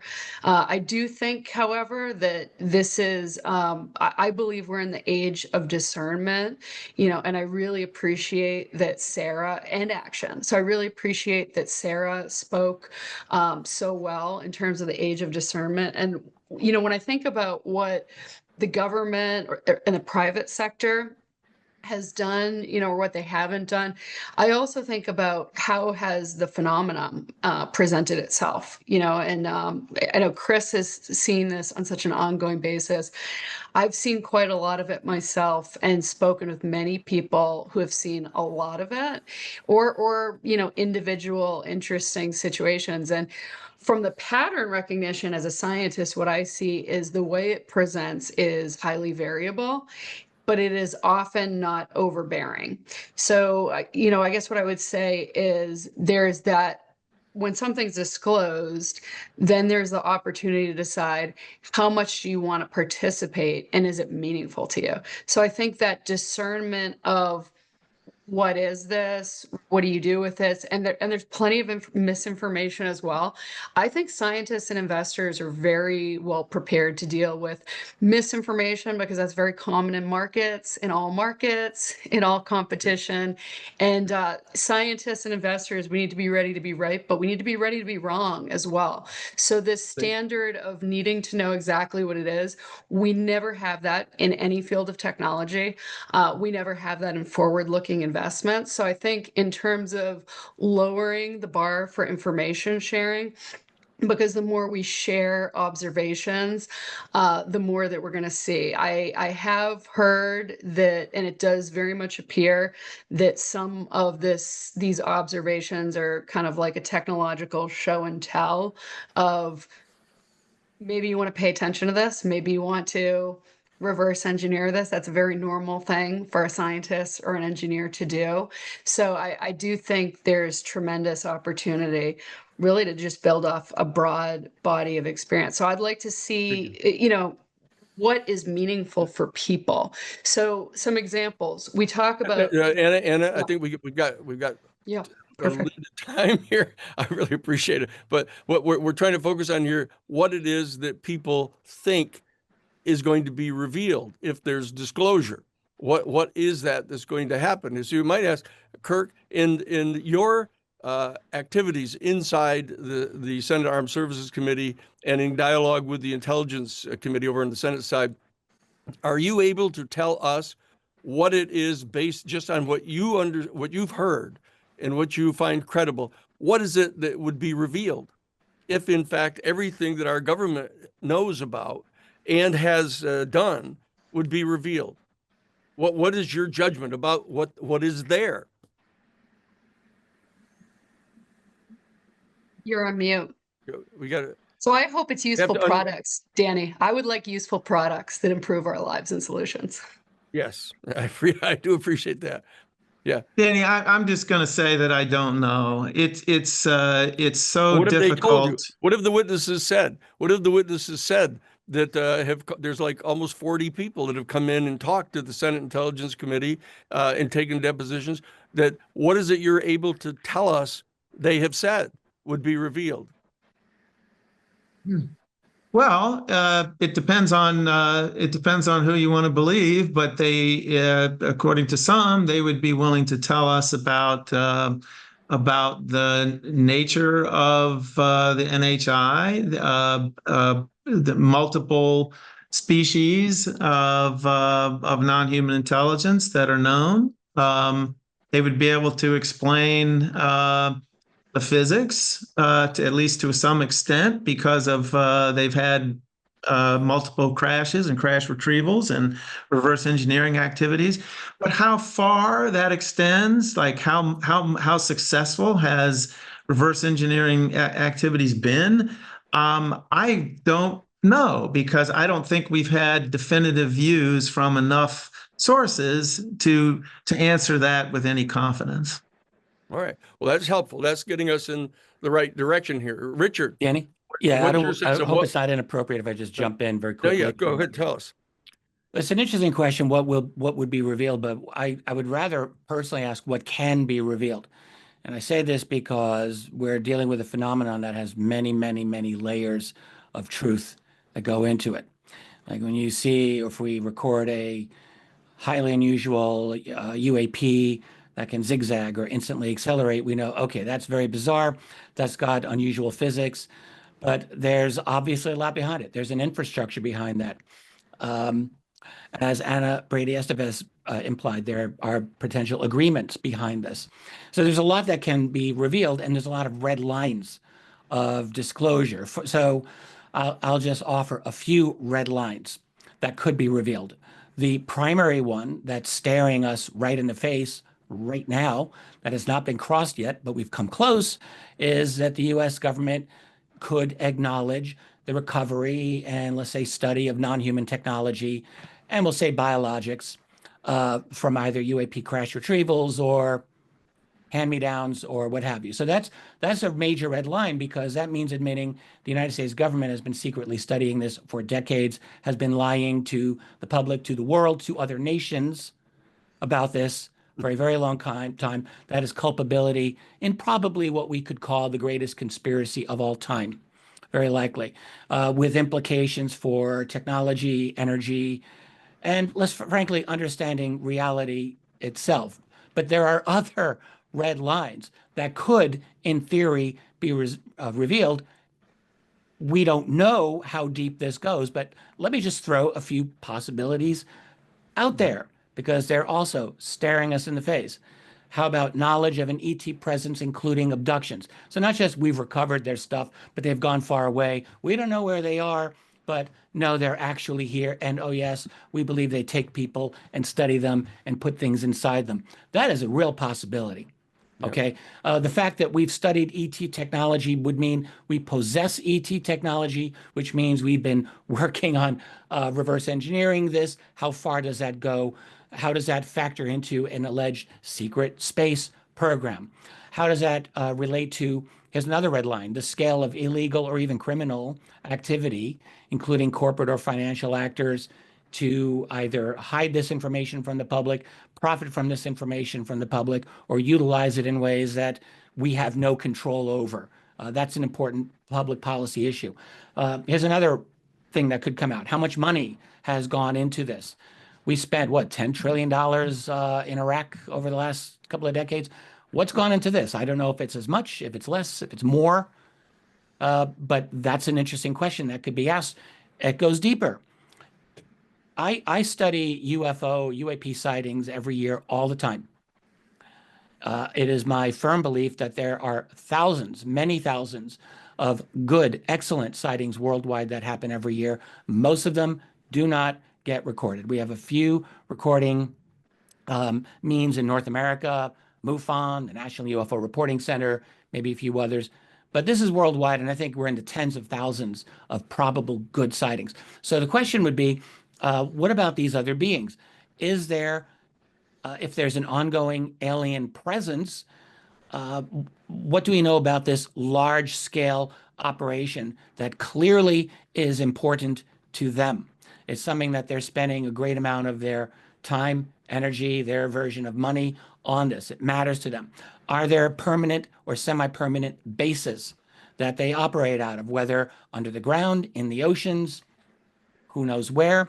Do we know about this? What if there was a base that was 10 miles from your house? It gets kind of personal then. Well, it's probably 10 miles from someone's house. I mean, unless it's at the bottom of the Puerto Rico Trench, maybe that's the case. But nonetheless, that is a potential bit of information, in theory, that could come out. It goes deeper than that. Has there been I mean, we're getting into invasion of the body snatchers territory here, but it is a legit question to ask. If I were doing counterintelligence for the U.S. government, I'd want to know about infiltration possibilities. Is there influence, whether directly or indirectly, that they wield within our world? Don't know. And is that influence supposed to help us or to undermine us? Like, these are legitimate questions that should be asked. That's just for starters. You're the right guy. Whether that will happen or not, but they're sitting out there, staring at us. Yeah. Whether or not we can address them or get that in this iteration of the disclosure process, very likely not. I mean, I know that as well as anyone. But these are potential questions, and all of them, or many of them, I should say, give a culpability to the U.S. government that probably is not good for the U.S. government. Well, This is why Karl. I would say the red line one on crash retrievals, I think, has been addressed by a number of folks from the U.S. government. And certainly one of the entrepreneurs that I funded revealed that he was in a crash retrieval program. So, yeah, well, that's one that's clearly right in front looking at us. That's right. We just haven't had an acknowledgement from an official USG source, but it is that's why we've come close to that one. Lou Elizondo has come within a hair's breadth. I think that would, I think that counts. And then in terms of the number of experiences, Chris, I don't want to put a number, but is yours over 1,000? So I think it's millions worldwide if I were to estimate. I've seen some estimates of millions. Let's move forward quickly to Reed. I saw your hand go up quickly, Reed. Then we'll go over to Chris to get. Before Reed, may I mention one more thing? I'm sorry, and then I'm out. No, you're good. Stay here with us. I'll just say one thing that I was hoping could practically come out. There's been a lot of talk now about the OSAP relationship of OSAP to Lockheed Martin and the CIA. And the name Glenn Gaffney has come up many times in his relationship of this. So it seems pretty evident that OSAP was probably founded not to study UFOs or anything like this, but to facilitate a transfer of UAP tech from Lockheed Martin to Robert Bigelow, and that this was stopped not once but twice by the CIA, by an officer named Glenn Gaffney. Now, to me, this is an obvious hearing with subpoenas that is begging to be asked for, including Glenn Gaffney, including Robert Bigelow, including Lou Elizondo, who knows about this, and I would even say Mike Gold, who worked in this realm. He was a hearing witness over a year ago. These are people who seem to know about this, and we're talking major implications here that ought to be discussed publicly in much more detail with actual facts. This is an explosive topic, again, that's just sitting right in front of us. This is low-hanging fruit. Thanks. Great. All right, Reed, and then Chris. Yep, thank you all. Just want to acknowledge this is definitely a forward-leaning conversation in the discourse, and I appreciate the willingness to center some controversy, not just on human factors, but what I would call non-human factors, NH factors, which are, I would say, certainly at play here. The government, in my view, has a lot, but not all. And the NHI presence might have predominantly engaged with citizens. And that's why we need the testimonial record as one of the pillars of the evidential basis for assessing the intent of the phenomenon. If we expect the government has it all, I think they have a lot. They could blow it open, but they can't necessarily provide a truly clear picture. After all, we're talking about one government, the US government. What about the Chinese government, the Russian government, the Brazilian government, etc.? And so when we expand our kind of lens on this from just this highly focalized, very fixated desire to get USG confirmation of UAP existence, NHI existence, maybe expand that to the defense community, the military agencies. We need to expand it even further. And I would say here there's really 4 layers to disclosure. There's citizen disclosure, which is underneath government, and that's what citizens know based on firsthand experiences of the phenomenon and physical NHI-initiated encounters with the phenomenon. So that to me, that's the bottom of the pyramid. That's what provides the greatest basis for assessment, because now you're understanding where the phenomenon has penetrated the world most deeply and made its most intimate form of contact with the human species in the form of these direct physical encounters. Above that is government ours and others, but above that even is NHI disclosure, the potential that those NHI present in the Earth system could undertake an act of a declaration of presence at any time with any degree of accuracy or deception present. And then in addition, an exopolitical potential form of disclosure where non-human intelligence that is not physically here could send either a technological signal, a communique, a craft inbound to the Earth, and could shape human perception either accurately or deceptively. So I think the contents of disclosure, we need to expand out of just what the USG has and what it has done to account for the whole picture. What's really going on? You know, Richard has talked about many of the things that could be revealed. Ross Reed has talked about the various categories of disclosure. Ross brought up that there may be an agreement between the government and the NHI not to disclose. So we're in a very complicated situation. And the question that we need to ponder in the next 20 minutes before we close, and I'd like Chris to start, and then I'd like to turn to Randy. Chris, what do you believe is actually going on? I mean, as you experience this phenomenon probably more intimately than certainly anyone on this panel, from the inside out, as it were, what in your judgment is actually going on? Well, that's a big question, Jim. I think there's multiple layers of things based on my research with government and scientists and almost 20 years of doing this. I think there's levels of it, layers. But I focus more, Anna was saying earlier about having, just this week, it's been clear for 3 nights. I took my big camera out and I downloaded 81 videos in 3 evenings Today, I did it just before this. So I have 81 high-def videos. Just spending 3 hours this week under the stars. So I have personally seen 19 years ago, will be January the 8th, to be 19 years ago this happened. The amount of activity is going off the charts. And I called Richard about 5 years ago, or 6 years ago in 2019. Had something come out of the sky and say, we're going to start revealing ourselves to the public. Well, 5 years ago, nobody was filming this stuff. I mean, it was rare, right? You get a few videos. Well, now everybody's filming it. So it's doing just what it said it was going to do, and that's that it's going to reveal itself. And it's just making itself known to the world right now. And I'm very optimistic that it's going to change our consciousness. And I'm not so sure, did a spacecraft exist before we thought about it? I don't know that. I don't want to label any of this stuff. I stay very careful not to. I know how it interacts with me.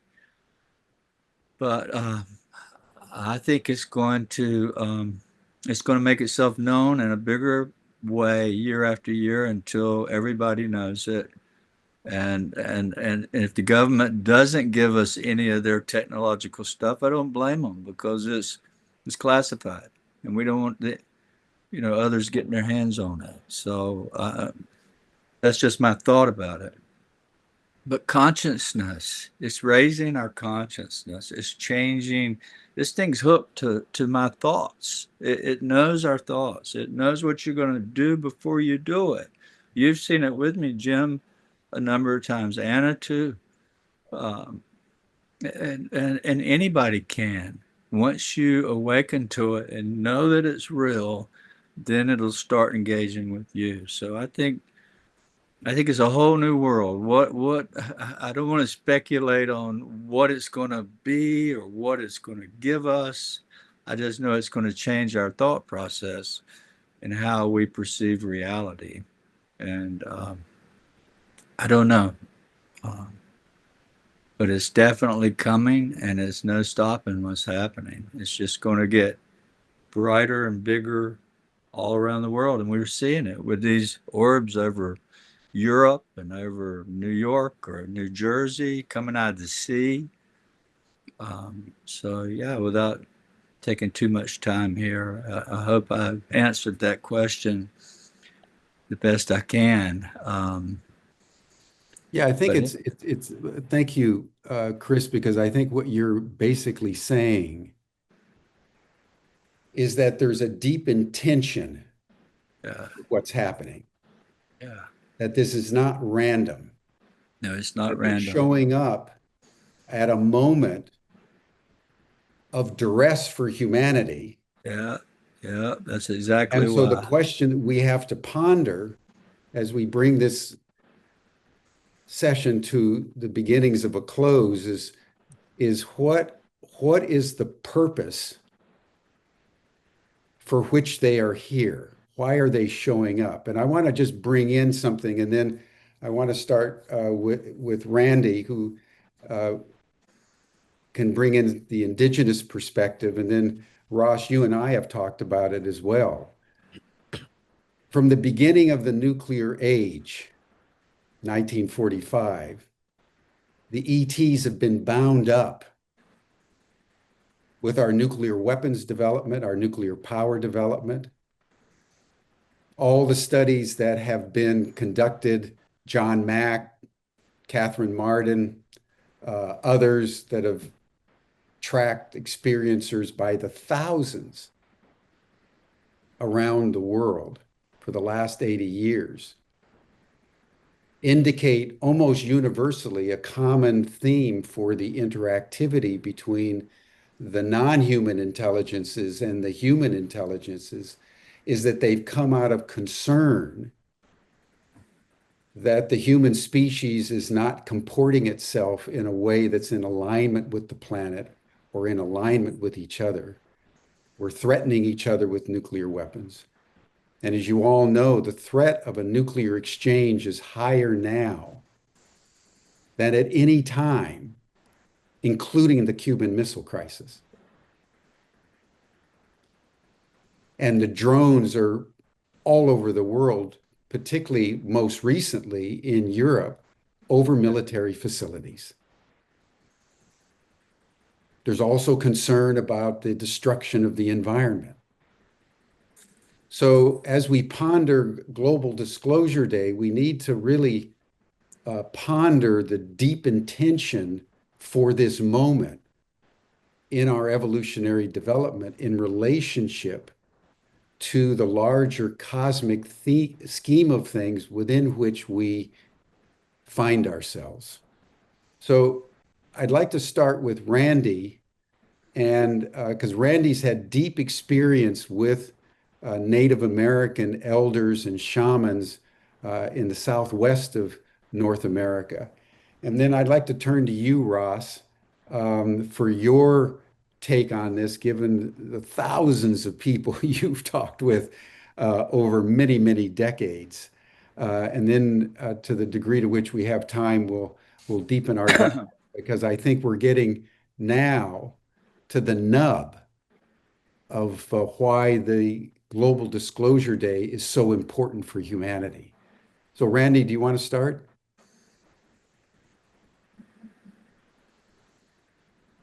You're on mute. Is it? The disclosure effort's been largely focused on government agencies and military contractors and corporations, and understandably so, because they use a lot of our public funds and the public has the right to know. But as Chris knows, a lot of the disclosure is coming from the experiencers, and there's another genre of experiencers, and that has to do with indigenous peoples out there. Absolutely. And this all started for me back in 1973 when I ended up down in the Southwest and ended up becoming kind of secretary chauffeur to the to the Hopi elders. The Hopi have been living in the Southwest for thousands of years, and their petroglyphs tell a story about nature and spirit, but they also, tell a story about technology and what they call the star people. And I've been up on the Black Mesa in those areas, and we've seen the lights hovering in the sky at night, and that's a regular occurrence over a lot of years and centuries, really, for the Hopi Navajo and people who live there. So there's a lot that they know and understand, and not just the Hopi, but other tribes around the world, like the Kogi and South America and whatnot. And they talked about, well before the building of an atomic bomb, they talked about the gourd full of hot ashes that would fall.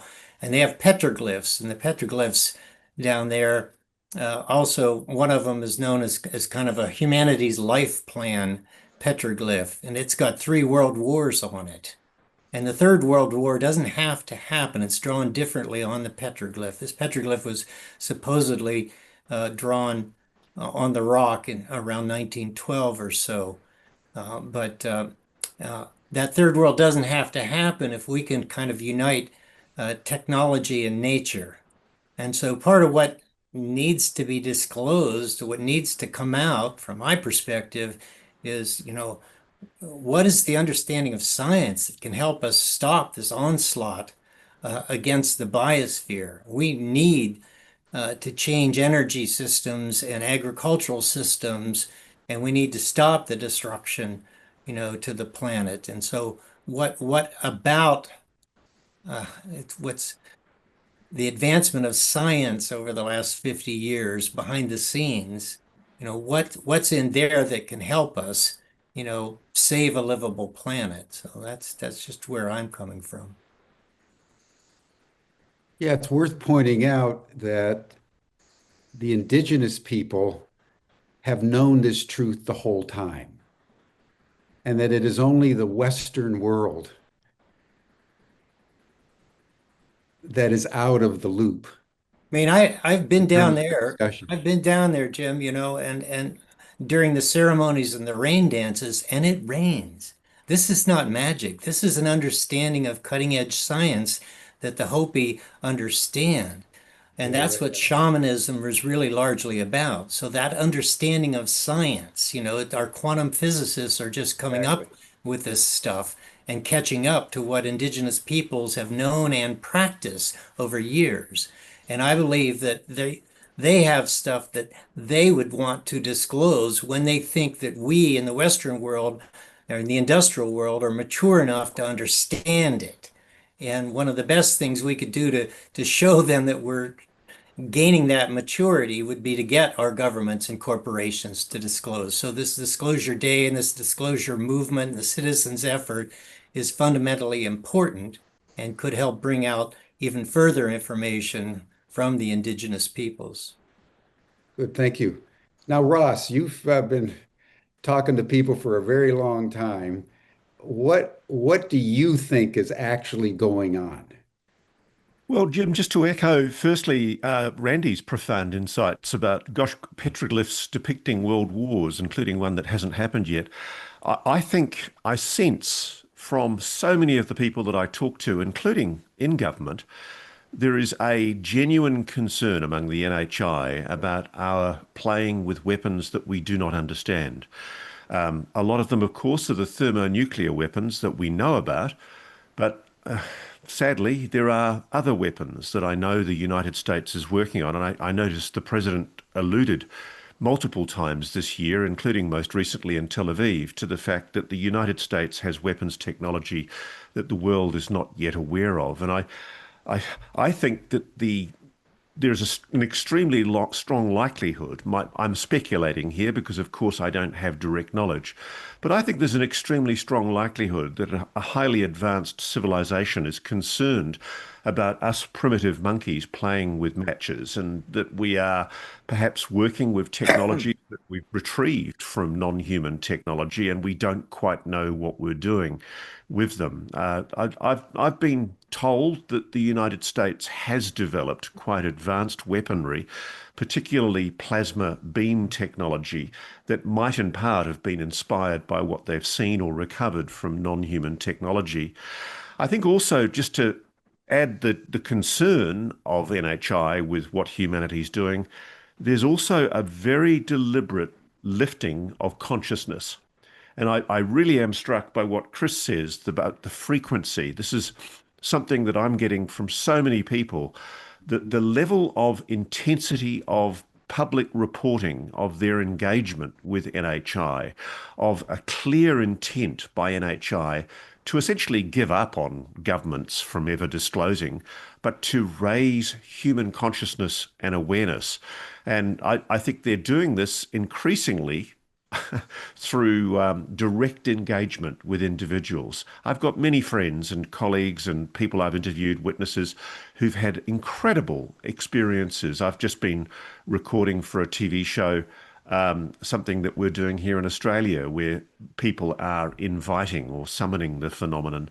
And there seems to be an interest in the phenomenon engaging with humans much, much more overtly. And I do think that stems from a concern about us primitive monkeys playing with matches.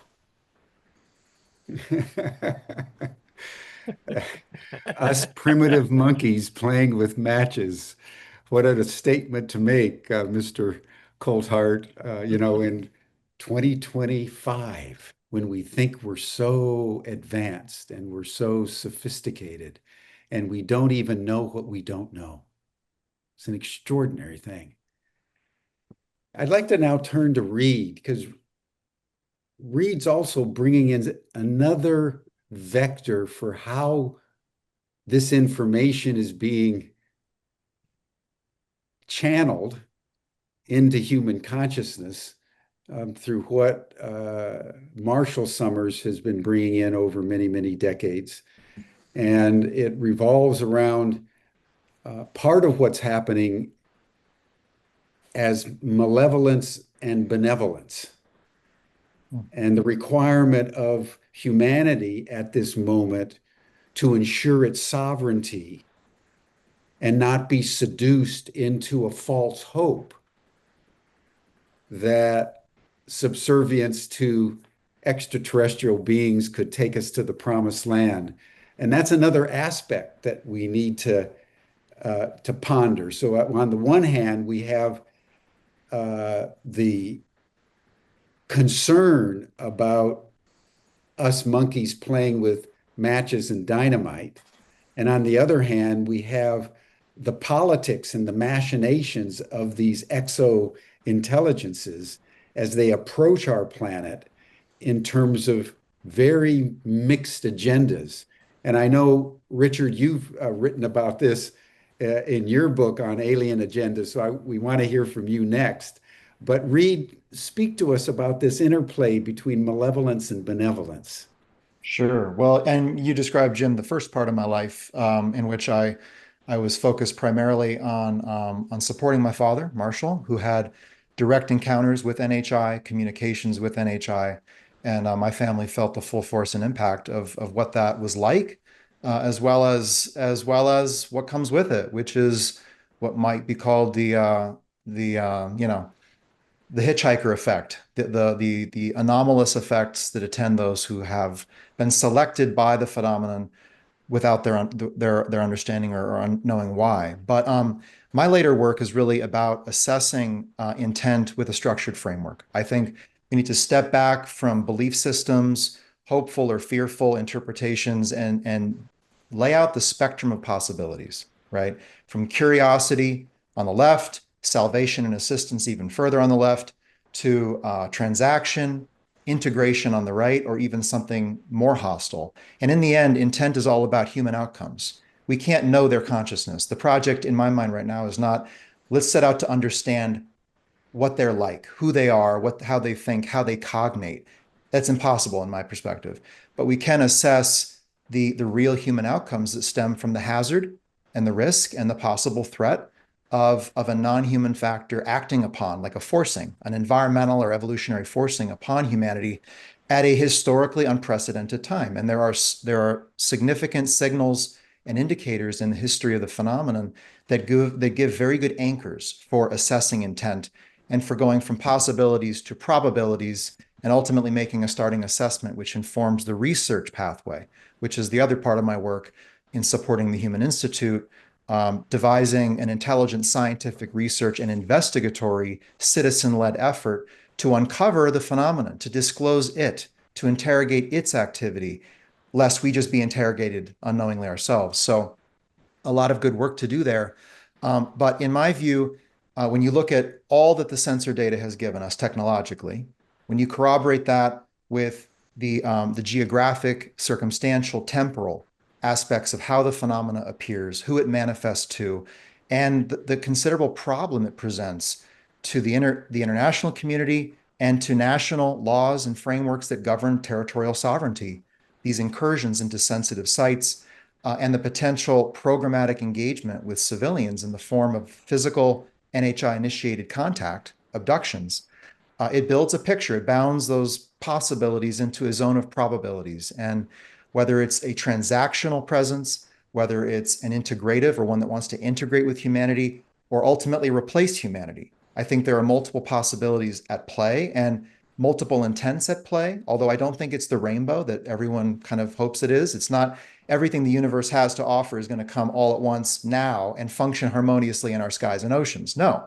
The hostile intent will not tolerate a beneficial actor who themselves would have to arm themselves and militarily confront the hostile actor, which we do not see indications of. So, we have analogs in our own human history to this. The natives of the New World, they looked out on the quay and they saw the ships, different flags, different vessels, and they assumed it's got to be either the angels from the spirit realm, it has to comport to our belief system, or a variety of intentions, and we should work with and collaborate. And it may not be that way.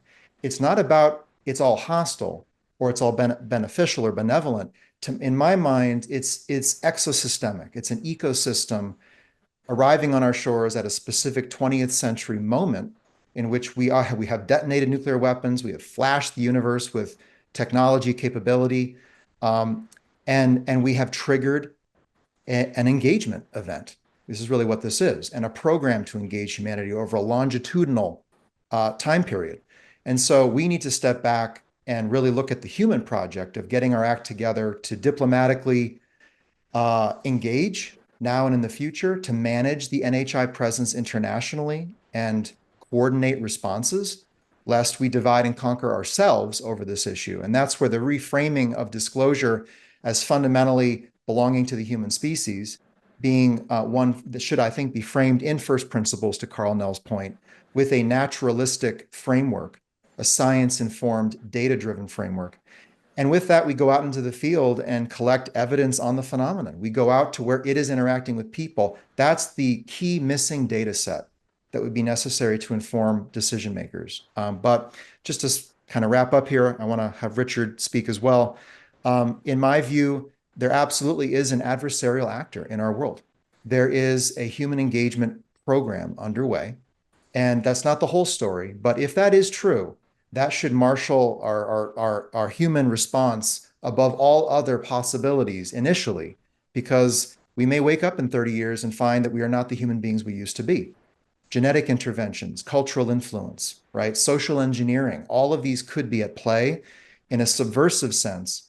And, NHI is operating in a strategic silence, in a state of non-disclosure. They're operating covertly and selectively with military defense organizations internationally, which are already in competition. And that, to me, is another one of a number of alarming signals that should just command us to take a cautionary response. And we've got to get out there and use the best of science, research, and investigation to do reconnaissance, as I call it, on behalf of the human interest and not just national interests.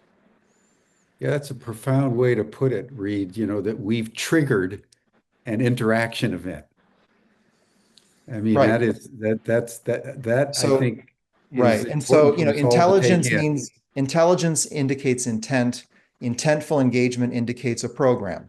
And so what is their program? We talk about the legacy human program. What about the non-human program? We do not query that nearly as much as we should. And in my view, disclosure. How do we get disclosure moving? If we recenter the controversy not on human actors, human governments, but on the non-human presence itself, that allows the human actors a way to rapidly and catastrophically disclose their involvements, which is what is keeping this back in part.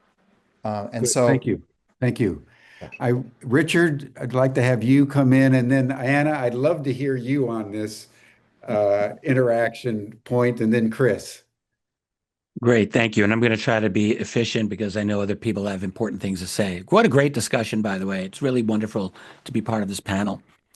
But thinking about these other beings, I think about this a lot. I finished the first of a 3-volume set of history of USOs, that is unidentified submerged objects. I've completed the second volume. It will be published before this year is out. And there will be a third. I've looked at about 700 cases of, I think, very well attested and confirmed USO cases. And, I've spent 30 years looking at aerial cases and the like. So what this has done, though, is given me an opportunity to really study their behavior in a little more detail. So when we ask who are they or what do they want, one thing that I like to do is I like to study their behavior and the behavior of their craft. And they tell us a number of things. One is that they are very precise. These craft they're very sophisticated. They do things that we do not understand, how they're able to do it in terms of physics, in terms of engineering. If I would step out a little bit too, I think that they have gone through the same process that we are currently going through now, which is exponential increase of the complexity of data and information that we manage as a civilization. And if you really go back throughout all of human history, 50,000, 100,000, 2 million years, our story has been one of ever-growing complexity of our ability to manipulate the world, our ability to understand the world, our ability to share information. And we've had several breakthroughs, complex language and writing and, all of these other things that we've done. And then the printing press and computers and AI. These are leaps in our ability to manage information. And when you really think about it, one thing that we have not really mastered is giving ourselves clean information. We're in a world filled with propaganda, lies. We live in all these illusions that we build around ourselves. And I think it's going to inhibit our further development as a proper evolutionary species. I think that they've done the same thing that we're doing now. And in fact, I don't really even think our technological development is all that dependent on recovered ET tech. I think we've gotten a boost from it, very likely, but I think we're on the path because we've figured out we figured out the key, which is scientific and mathematics and all of that, and we're doing great with it in terms of our technology, not so great in terms of our ability to manage it. Okay, that said, so we look at them. They are precise. They're very sophisticated. They're clearly beyond us on this. And I have to assume, and I think that they're extraterrestrial rather than interdimensional because, honestly, I don't even know how to understand what an interdimensional civilization even would be like. Does any of us? But be that as it may. They're from somewhere, and I'm going to assume they have a greater cognitive capacity than we do. So imagine them talking to us like, let's say we go back in time 1 million years to human ancestors that have, cranial capacity of 1,000 cubic centimeters, and we've got 1,400. Well, they're not going to understand us very well. It doesn't matter what we say to them. So it will not be possible for us to explain. They're intelligent. They were the smartest species at their time, but they could not handle what we would have to say to them. And I strongly suspect that the cognitive gap between us and them is at least as great as that. So it would be difficult for them. They have an IQ of, let's say, 500. They are part of a hive mind. They wouldn't have no ability to explain the complexity of their world to us in ways that we could really understand. So I think in one way that explains their silence. Yes, I know that there are cases of contact, but when you really look at the contact compared with the sightings that are out there, it's very limited. They basically are in a policy of data denial of us. I watch how they study. I study how they interact with our naval ships because I've been doing this over the last several years. And this is what they do. They don't directly attack.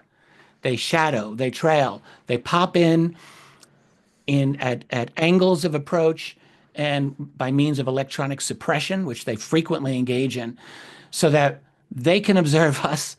They can test our systems. I'm sure they're testing our weapon systems all the time because we're constantly upgrading them. So they're coming around thinking, all right, what are the humans up to now? Let's go check out how's their radar, how's their sonar, how are their weapons applications. Let's see if we can shut them down. And they do. They do. And they deny us the same ability to collect data about them. This happens every time. Just when their approach is closest, our data collection should be best, something shuts down, our systems don't work. So they have got this system down cold. They know exactly how to manage us. They're 10 steps ahead. They're like Bobby Fischer playing, some kid off the street at chess. We can't really cope with that. So they will not necessarily communicate that much, but they interact with us because I believe there are two main reasons why they're here. This is my own theory. You can accept it or not. A is Earth itself. We have an unbelievable world, incredibly complex, beautiful, and delicate. This is a delicately balanced global ecosystem that we have, which, as many people have pointed out, we are greatly disrupting. People can argue all they want about climate change, whatever, but ecosystem destruction is undeniable. And we're at the top of the pyramid. We actually stand most to lose if we create some kind of cascading failure of the global ecosystem. So it's really not good for us. They have to see this. They have to see just how delicate everything is hanging in the balance and how rare. Earth must be rare. I'm not saying unique. I'm not saying there's no other planets that can support life, but we really hit the jackpot. We have incredible density of genetic diversity, all of these amazing ecosystems. It's pretty amazing. I suspect they are aware of this. We have an ocean world, we have a land world. How rare must that be? Like, we got both of those things. Like, it's really amazing. So there's that, and then there's us. And I believe, I've studied the long, long history of UFO sightings. All of it. All of it. And I do believe there's been a long-term observation, but I firmly believe that something dramatically changed and ramped up exponentially during the 20th century, a little bit in the 19th, but definitely World War II is the key. They came in massive amounts. They knew something was happening. And what that was is that we humans finally became very interesting. We've got developed global communications, yes, the atomic bomb, but computers and all of the other things that we do in this world. It's part of our exponential techno explosion. And so now they know these humans, they are now going to be an issue in our system here. We don't even know how we affect the greater system. No idea, but they do. And so they're watching us because we're worth watching. But they, I believe, absolutely do not want to communicate in terms of official contact. There's disclosure, that's one thing. Contact, totally different ball of wax. And I don't think that they think that we're really not ready for it. How? They say one word and we politicize everything. One faction will interpret what they say this way. Another faction will interpret it this way. We're volatile and delicate at the same time. Volatile and brittle might be a better word. So it's like if you're a visitor, it's like, don't step on the flowers of the garden. Like, that's what we are. And I think that they will. I know there are people who have had contact, and there's Chris and perhaps Randy and many others, and I have no doubts about this. But by and large, we as a civilization, we really like to think that we have all of this great ability to handle, oh yeah, alien contact, yeah, we're down with that. And I seriously doubt that we are. I seriously doubt that we have the ability to handle them on their terms. It's kind of the naivety of a young person who jumps into something and thinks, oh yeah, I can do that. And then you get smacked down by reality. And I think that would happen to us. All right, there's more, but I should Anna, really do you agree with that? explore. Do you think humanity is just This is a not great ready for the opening for me because experience? now I can just speak as a little bit less young than I was Let her rip. before I had my birthday the other week, but I can come across as either very well informed or we can chalk it up to naivete. But I would just say I first started what I earlier thought the first time that I had some observations of this anomalous phenomena was in 2010 because that was when it was much more clear cut orbs craft. But after seeing quite a bit more, I've also seen some energetic phenomena subsequently that I had seen as early as the 90s. So as somebody who's been seeing this for 30 years, I would just say many more people are paying attention, sharing information, and actually looking to build things. And so I would actually, I work with a different group of people perhaps than some of the others on the call do. And I would just say it feels like there's quite a lot of information that is being shared right now. I've received a lot of information. I think Ross has received a tremendous amount of information. Chris, I'm sure many others on the call have as well. And what I will say is I haven't done as much work as I could envision doing, and Chris and I are looking at doing work together on this, where we think that when we transform that observational science into more of this, let's develop things with a diverse range of people. I mean, I expect that the speed is going to pick up tremendously.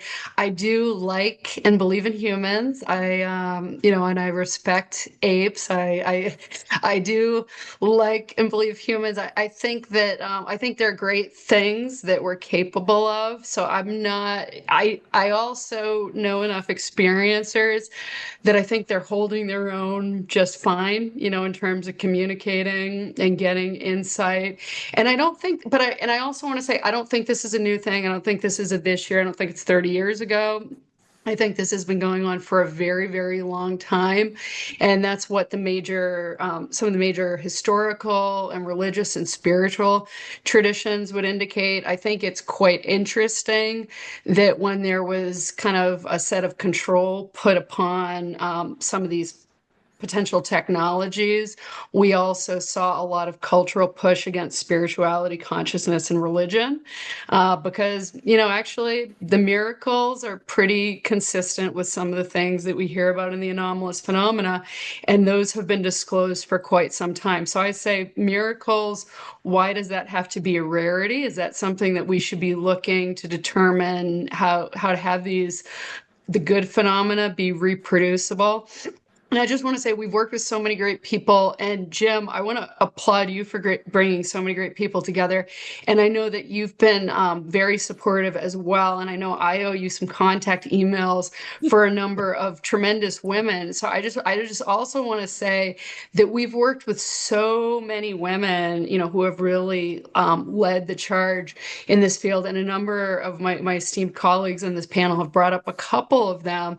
But I also just want to say Donna Roberts, the former deputy chief scientist of the ISS, she's seen and experienced this with us and spoken to it. Also on our team, Dr. Julia Mossbridge, very much on the consciousness side of things. We brought in to government also Leslie Keene, Diana Pasulka, Diane Finkhausen did so much work with the NASA Ecosystemic Futures podcast. Tracy and Rima, they were big leaders on this in government. Also somebody like Sara Gam. So I just think that when I've worked so much, we've worked closely also with Dr. Hal Puthoff, Charles Chase, and brought in so many others like Travis Taylor, Jay Stratton, Ryan Graves, so many people. But I would say that when we're with these people, what we're primarily focused on is the solutions. And so the alternative perspective versus the, hey, maybe we're just destroying the world and they're so concerned. Another perspective is maybe we're about to achieve tremendous things and go off planet and really access capabilities that we haven't had as much control over. So I personally believe that we're going to be able to bring life off planet, human life off planet successfully. We've done it in Leo, we've done it on the moon. And so when you have advanced transport, you can go so much further. There are a lot of people working on that. And when you get into microgravity, gestation is going to be very important. So successful, healthy pregnancy, that beautiful life developing.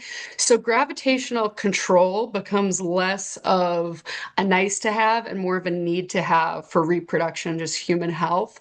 Even just as close in as Mars, you can be talking about 45-minute latency in terms of communications. So things like gravitational comms or other alternatives, moving faster than light communications, it becomes important. Agriculture for resilience, as we talk about some of these planetary stresses, Chris has some very interesting things that he's told us about.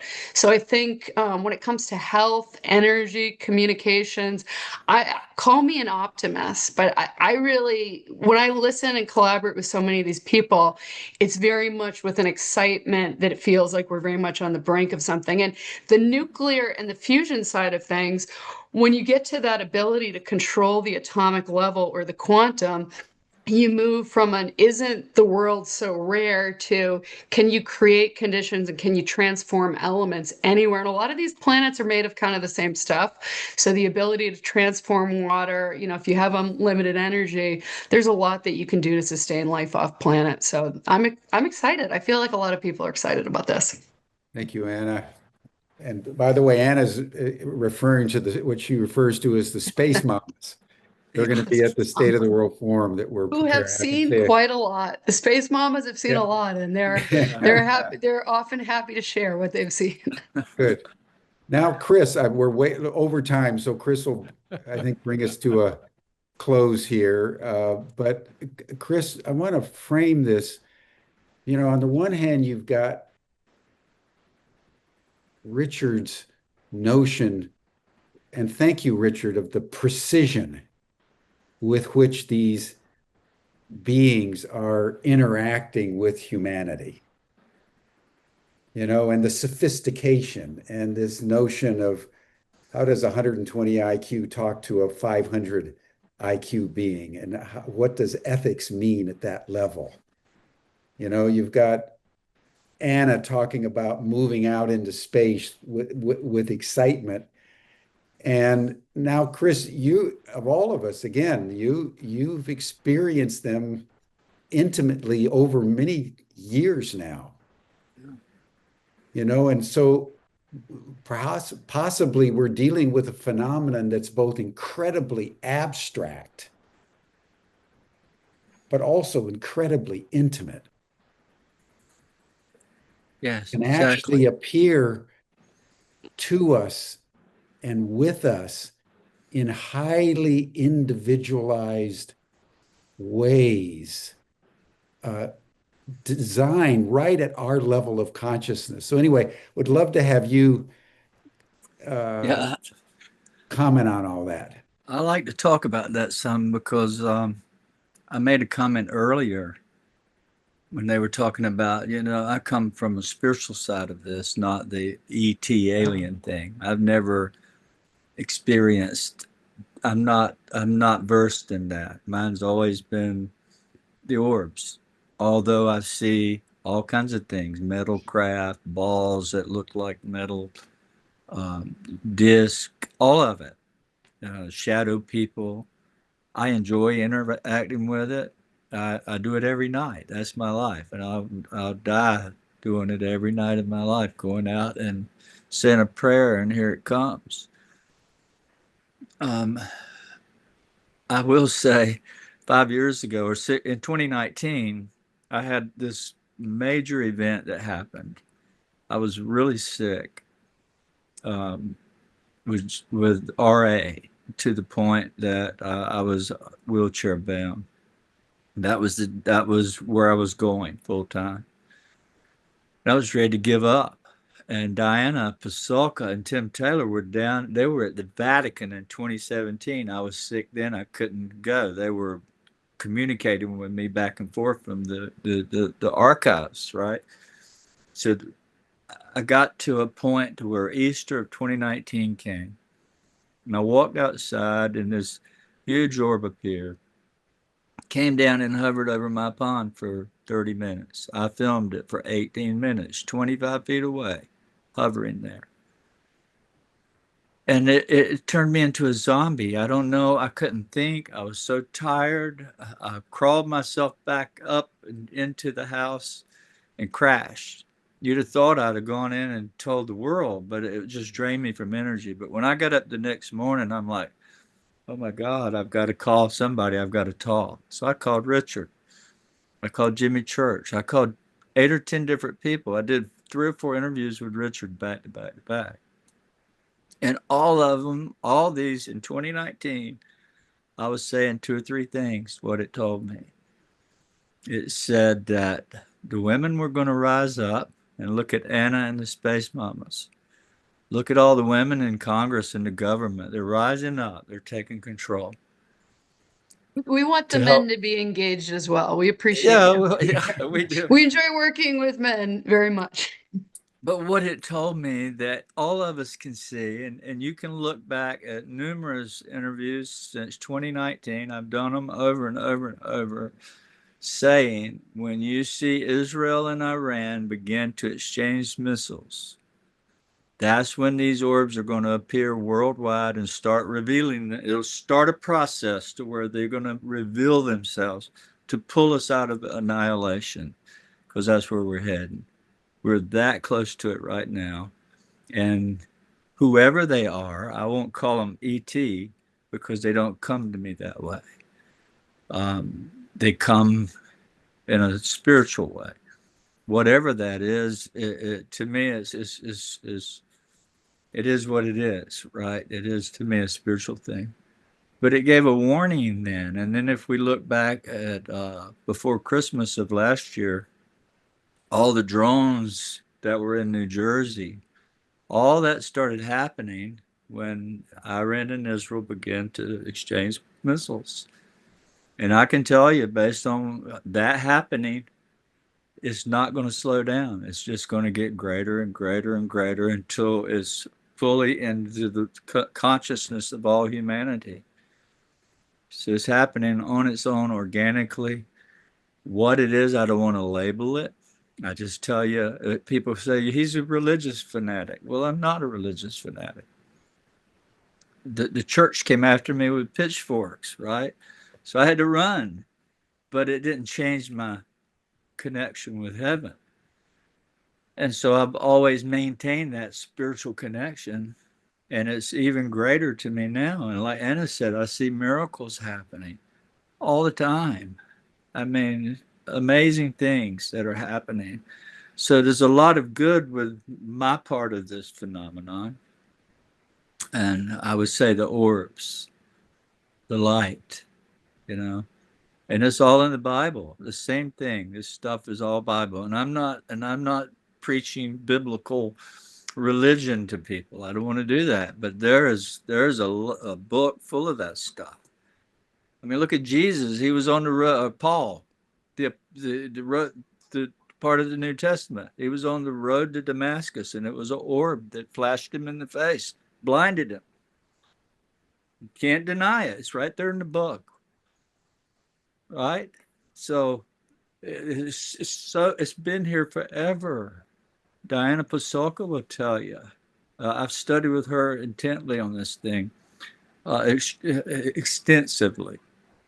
And so I don't want to label it. I just know that it's so much greater.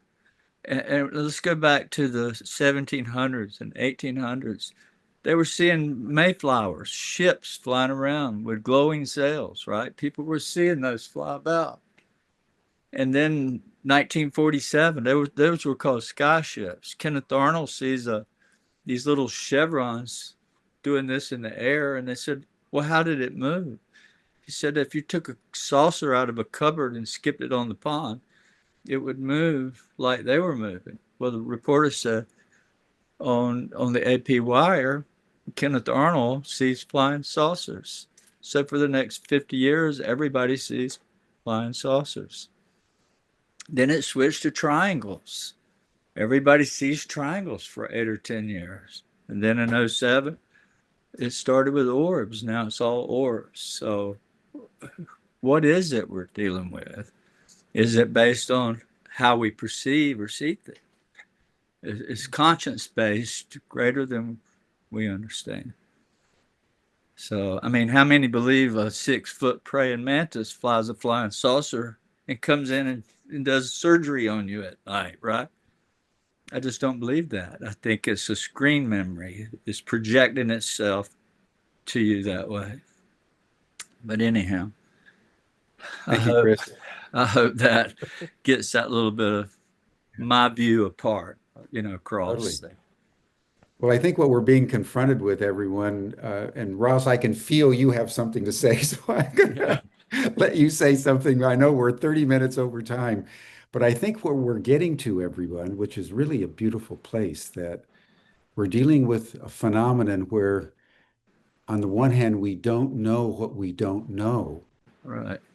And on the other hand, this phenomenon is almost infinitely variable in how it represents itself to human perception. It's really quite an extraordinary thing to take in, that as we are in the cloud of unknowing, we're also in an intimate relationship with this phenomenon for a purpose that I think most of us intuit is ultimately redemptive.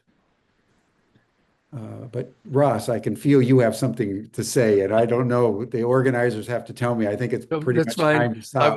Ross is the right person to kind of refocus this in a close here.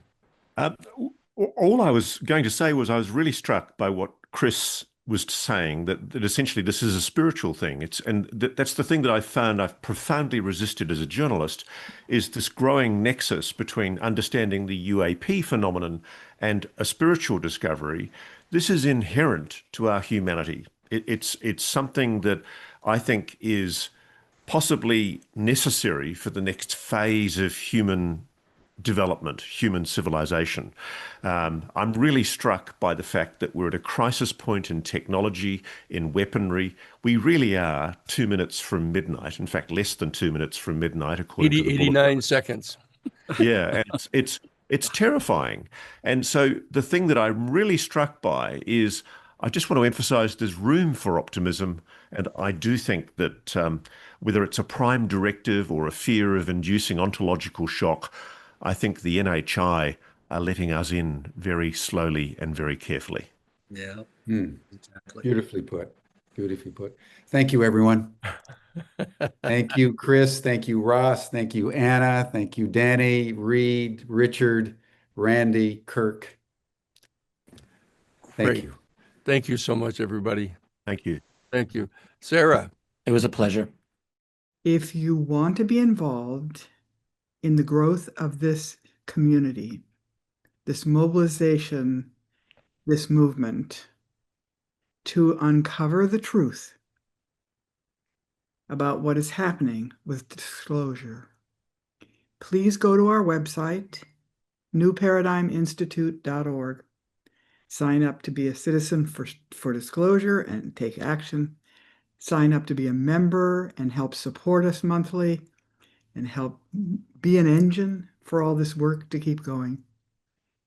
And please remember, democracy is not a spectator sport.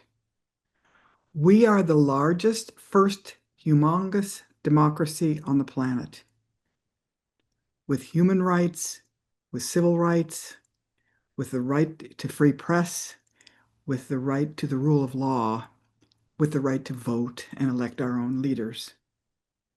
Truth is central to our being able to do that, but also we have a responsibility.